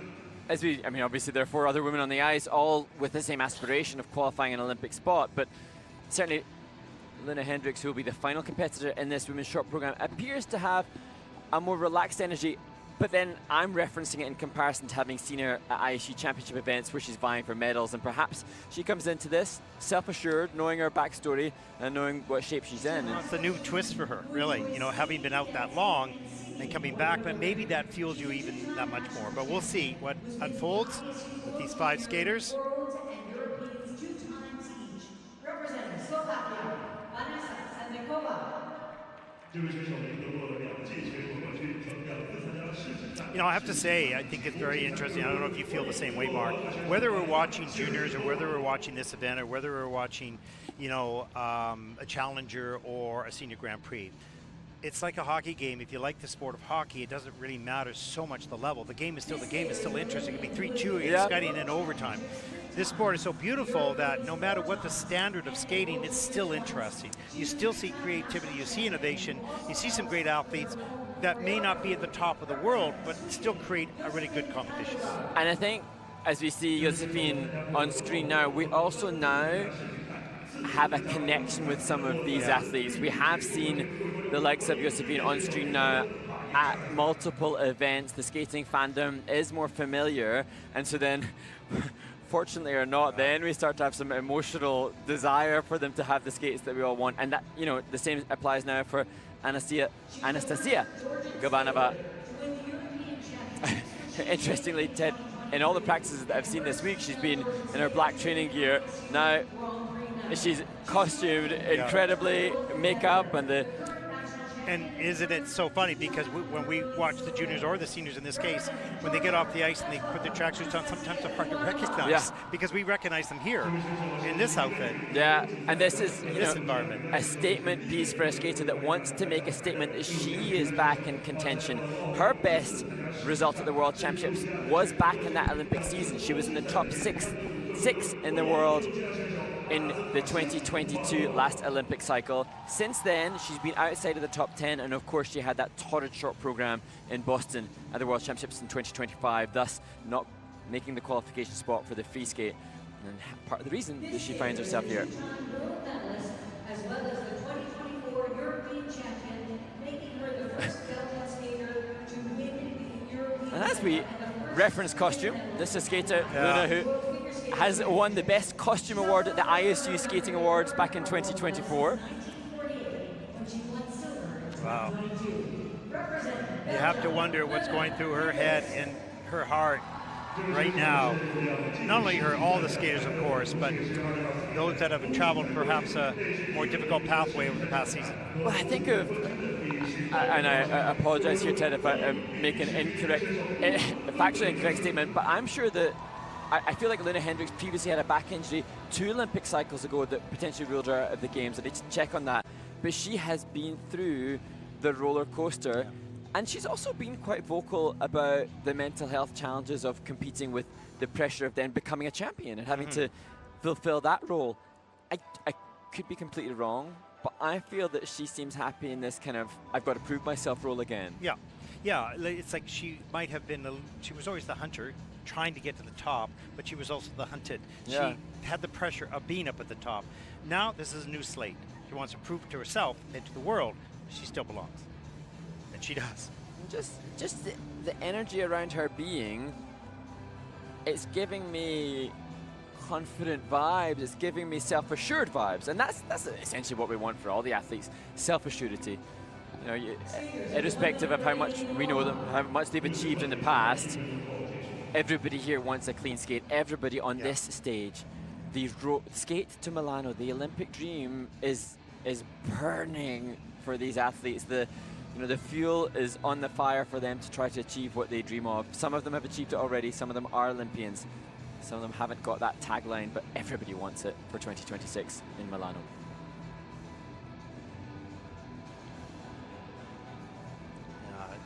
To be inside the head of a skater at a moment like this, which you cannot be, thank gosh, right? What goes through that head, and you've been there. Sometimes it's insecurities, and it's building yourself up, and then it's uncertainty, and then the coach, you know, there's lots going on here. and just being able to calm yourself and be in the moment is a skill that not everyone can learn. No, and you know, for the skaters on screen, they'll have been preparing for this mentally for months, maybe since the World Championships. You know, 6 months plus of mental preparation for delivery right now. It's huge. And it starts right now. Final group.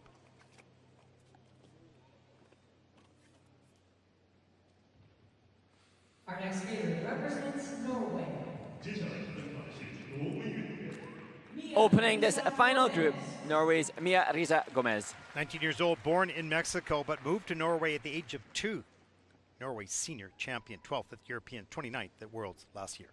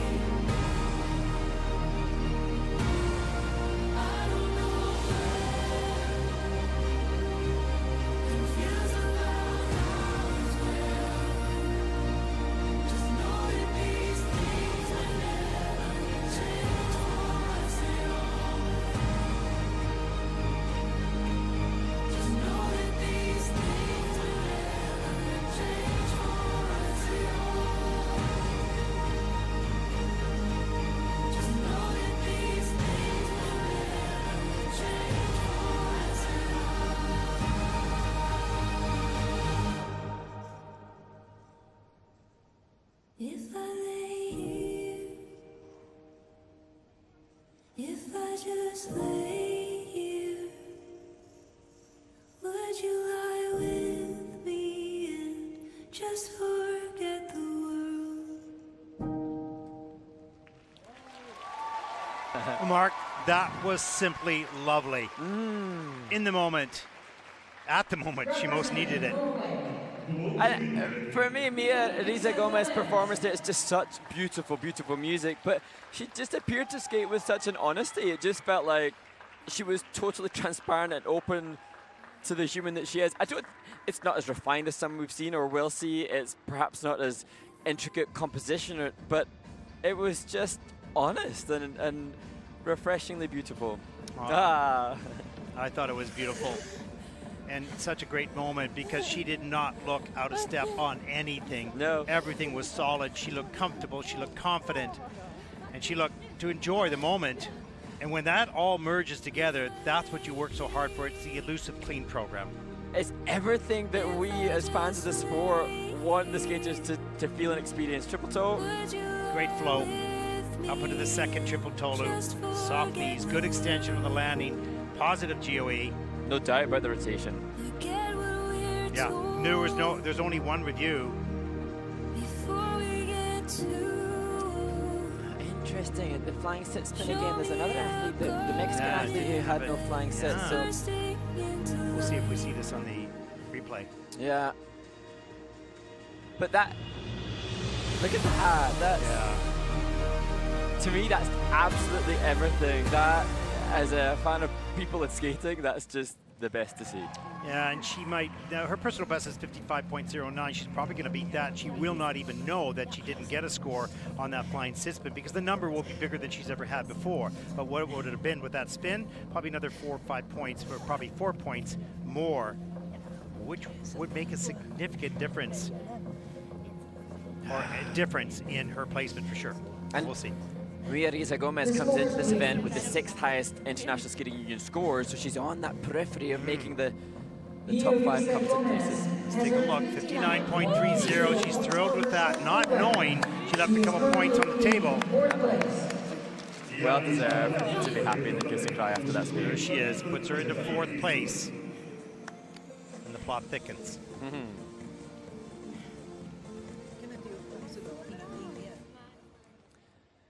Our next skater represents Slovakia. And now to the 18-year-old representing Slovakia, Vanessa Selmakova. Slovakia's senior champion, 20th at Europeans, 26th at Worlds last year. Vanessa will skate to Is It Love by Loreen for her short program.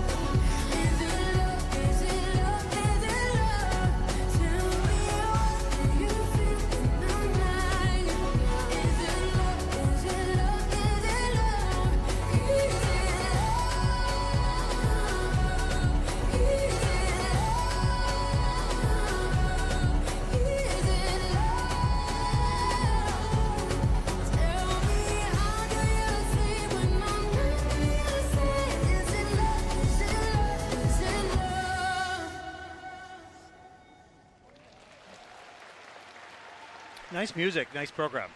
Yeah, and for me, the energy from the final element, the step sequence, fantastic. For Vanessa, you could tell that there were large passes of the program where she was fixated on the jumping element, understandably, knowing the value of them. If, as the season progresses, she can try to give some of the amazing energy, content, and transitions that she has laterally when the jumping passes are done, those program component scores are going to go up. For sure. 7 elements, 4 under review. They're taking a look at those elements right now, downgraded on the triple Lutz, second element. And the change combo spin at 4. They're looking at that as well, the double axe and the flying camel spin as well. So we'll see what transpires, because this will greatly impact, or could, the score. Well, here's me suggesting that she needs to add more transitional content akin to what we see so brilliantly later. However, that said, the mistake on the tech score would kind of confirm that she's got to focus on that still, without cluttering it up with more distraction, you could argue, knowing the value of the triple lutz that she intended to deliver. Here's the flip. Nice. Assured. Yep, no problem there. Here's the Lutz. This is downgraded. Watch the landing. Landing forward. There it is. I've seen Vanessa landing the triple lutz comfortably this week in practice. That just didn't lift. She didn't have enough airtime. The ISU logo, opportunity to see how much movement there is on the spin. And here, some Choctaws within the step sequence. And here, the work of Laurent Amodio, so renowned for his brilliant energy.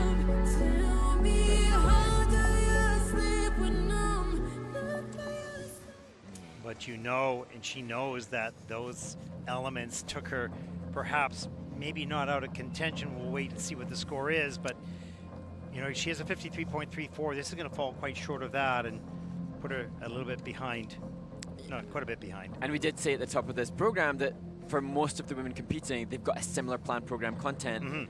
So for Vanessa, then losing the biggest value, the jump combo, it's seismic, and she knows it, and that's where, you know, the tears in her eyes are understandable. But Vanessa, everybody, all the skating fans, give me a virtual hug now for the free skate yet to come. The scores, please. Sure program score. Vanessa Selma Manova has earned 44.42. It's a tough score. That'll put her currently in 12th place. Not what she had visioned, certainly not what she's capable of. But capable of much more. Conducting such bravery and reacting to a score that is nothing like she dreamed of. Yeah. So mature.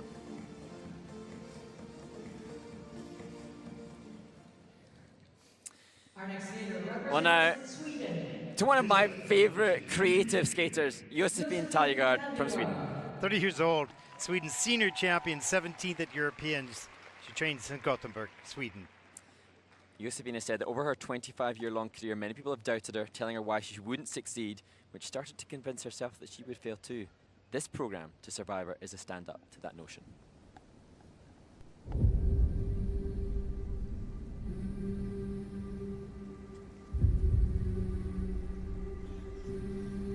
Thought I couldn't breathe without you. I'm in heaven. Thought I couldn't see without your perfect vision. Thought I couldn't last without you, but I lasted. Thought that I would die without you, but I'm living.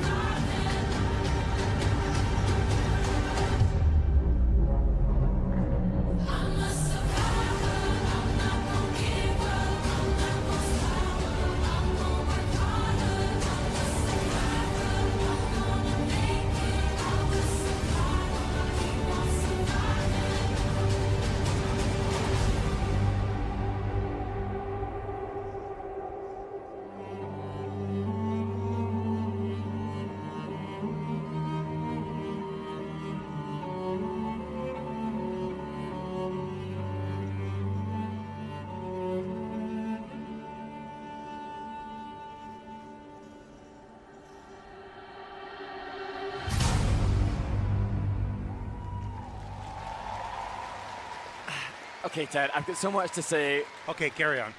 Go. Okay, Josephine Taligard is such a fan favorite. She articulates the music so brilliantly. We have seen so many people use this track in our sport, but few, if any, find every nuance and beat every aspect of the framing. Josephine bravely skates off the ice, knowing that what she delivered technically is going to potentially wipe away the dream of returning to the Olympic Games. But to me, she offers so much of what is the best of our sport.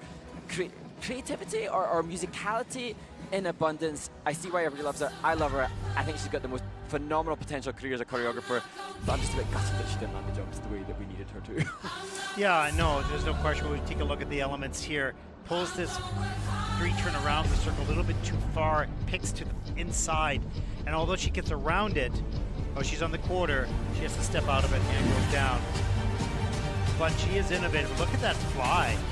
Wow. And not just the fly in the position, but every change of position for the feature was musically on point.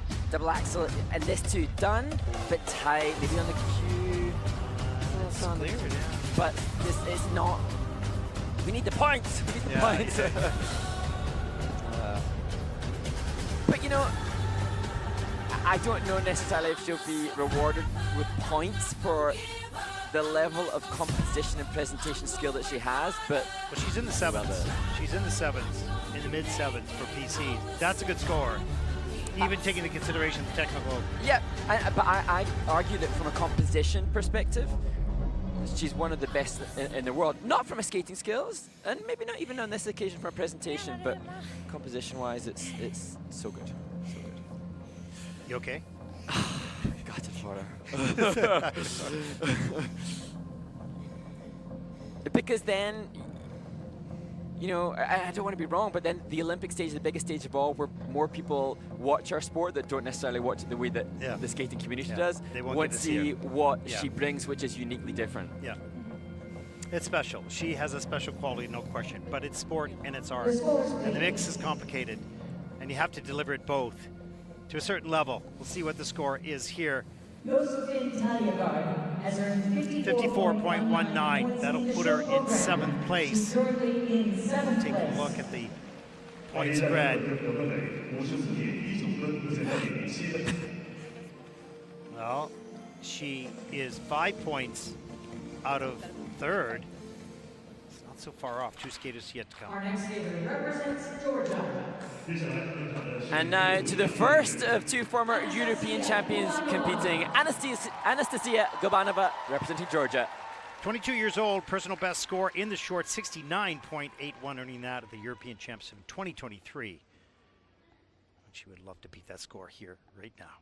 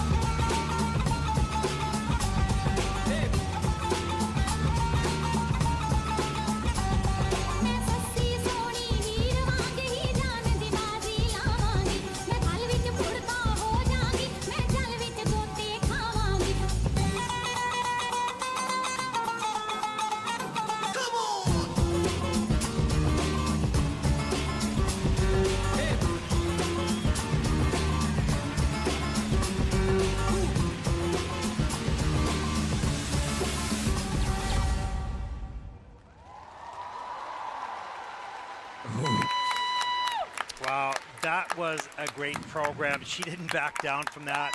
Coming into that last element, she's got to go, I got to go clean, I got to go clean.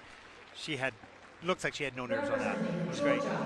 A really interesting example of turning the real frustration of the World Championships 28th place into conviction, because that performance was delivered, as indeed have all the practices this week, been delivered with a conviction. There was a sense of attack. Interesting for me, just looking back at the music choice, this thematic style for the short program, akin to what she used in the 2023 season in her free skate, where she was most successful, winning the European title. So going in what we guess may be one of her final seasons to what she knows has worked for her.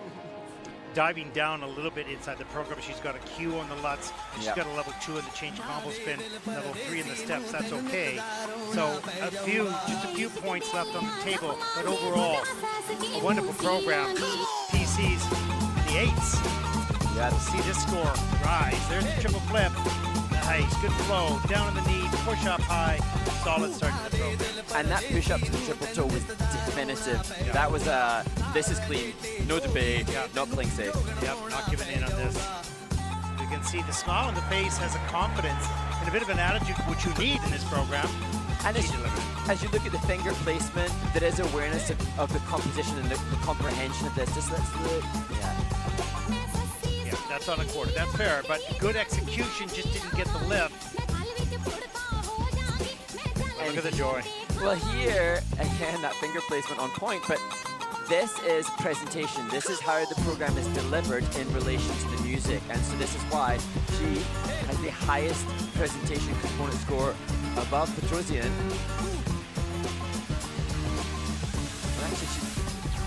Actually, she looked joyful and more relaxed here at this point. Yeah, and maybe what's going to be the difference here is just that Q and that level 2 on the change combo spin. That's just enough to maybe put her under Petruian, but we will see. It's still being and actually, I was worried calculated. The very final pose, I thought, is that going to go in as a fall? But no, it's okay. She sat nicely on top of her skate. It was all good. And she's happy with that performance, so she should be. Now she waits for the score. She wants to be, obviously, in the hunt. It's not about the placement of first or second. It's about making the top 5. The top 5. And I suppose to some extent distancing yourself from the others to give you a buffer for the free skate. No, you don't want to need it. You don't want to need it, exactly. She has a 69.81 personal best. This will come close to that. Anastasia Gabanova has earned 68.08. That is second in the short program, but that doesn't matter. She's in second with one skater to come. She's in the top 5 with a good score, with 6-point lead for third. Looks like she wanted a PB though. That face says wanted 70. I think when she takes a look at where she lost a few points, she'll understand. Our final skater represents Belgium. So the final competitor in the women's short program, two-time world medalist Luna Hendris from Belgium. Not much to say here, but a comeback, skating last, has had great practice sessions. We wish her the best for this moment.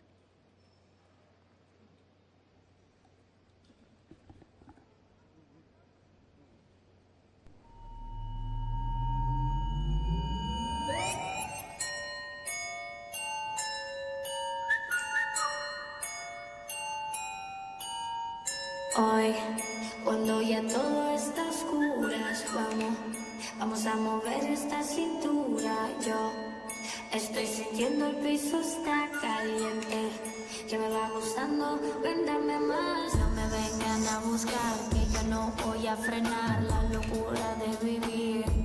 No me digas lo que hacer, voy a ver amanecer, esta noche va a durar. Así. Y cuando tú llegas aquí y todo se depende de mí, me habla y me pone mal. Dice, dame el plan, acércate un poquito más y dime de que eres capaz y dale que te sigo a ti. Yo te sigo a ti. Solamente no me digas, no me digas que esto se está acabando. Esta noche no termina, no termina. Esta noche no termina. Nos quedamos rumbeando.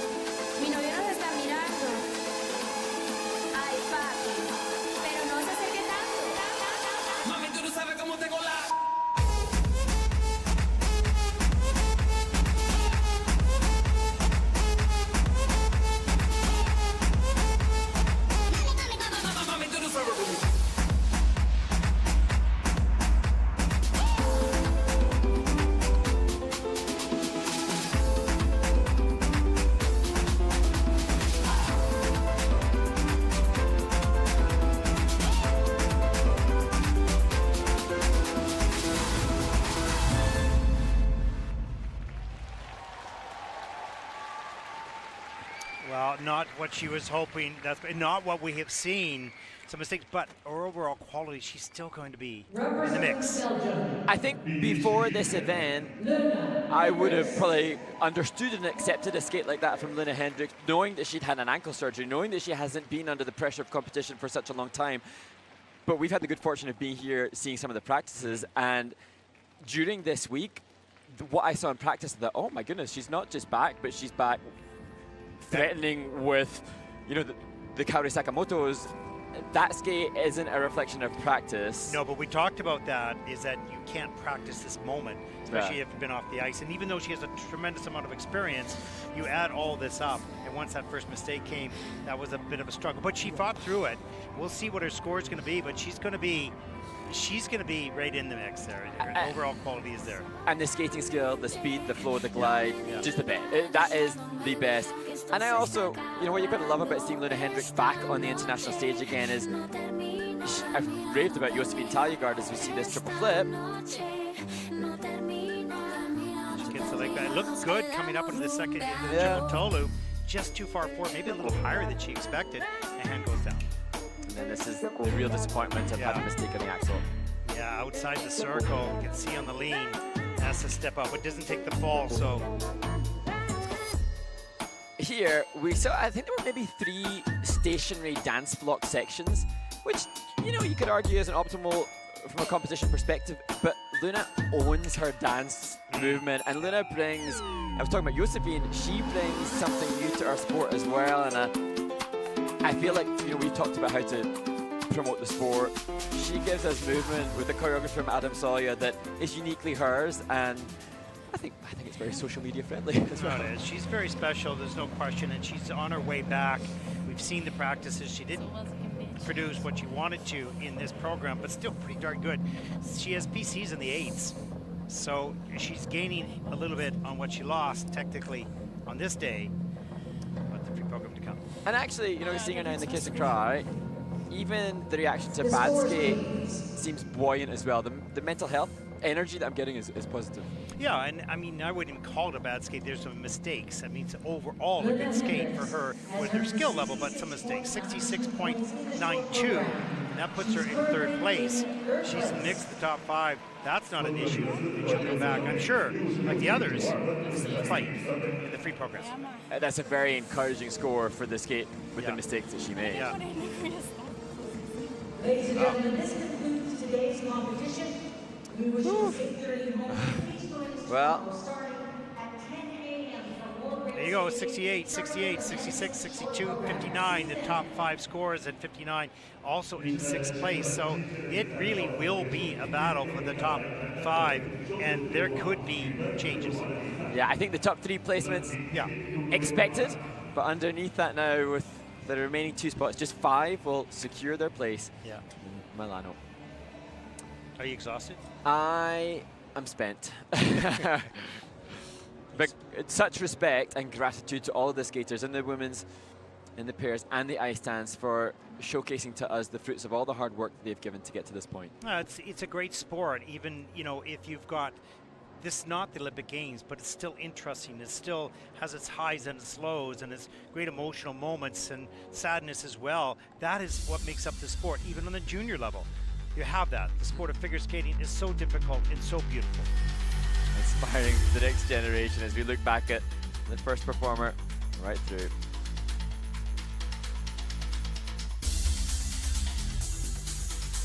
We take a look at some of the highlights of this event. Day 1, the final event. And we will start tomorrow with the men's short program at 10 a.m. tomorrow morning.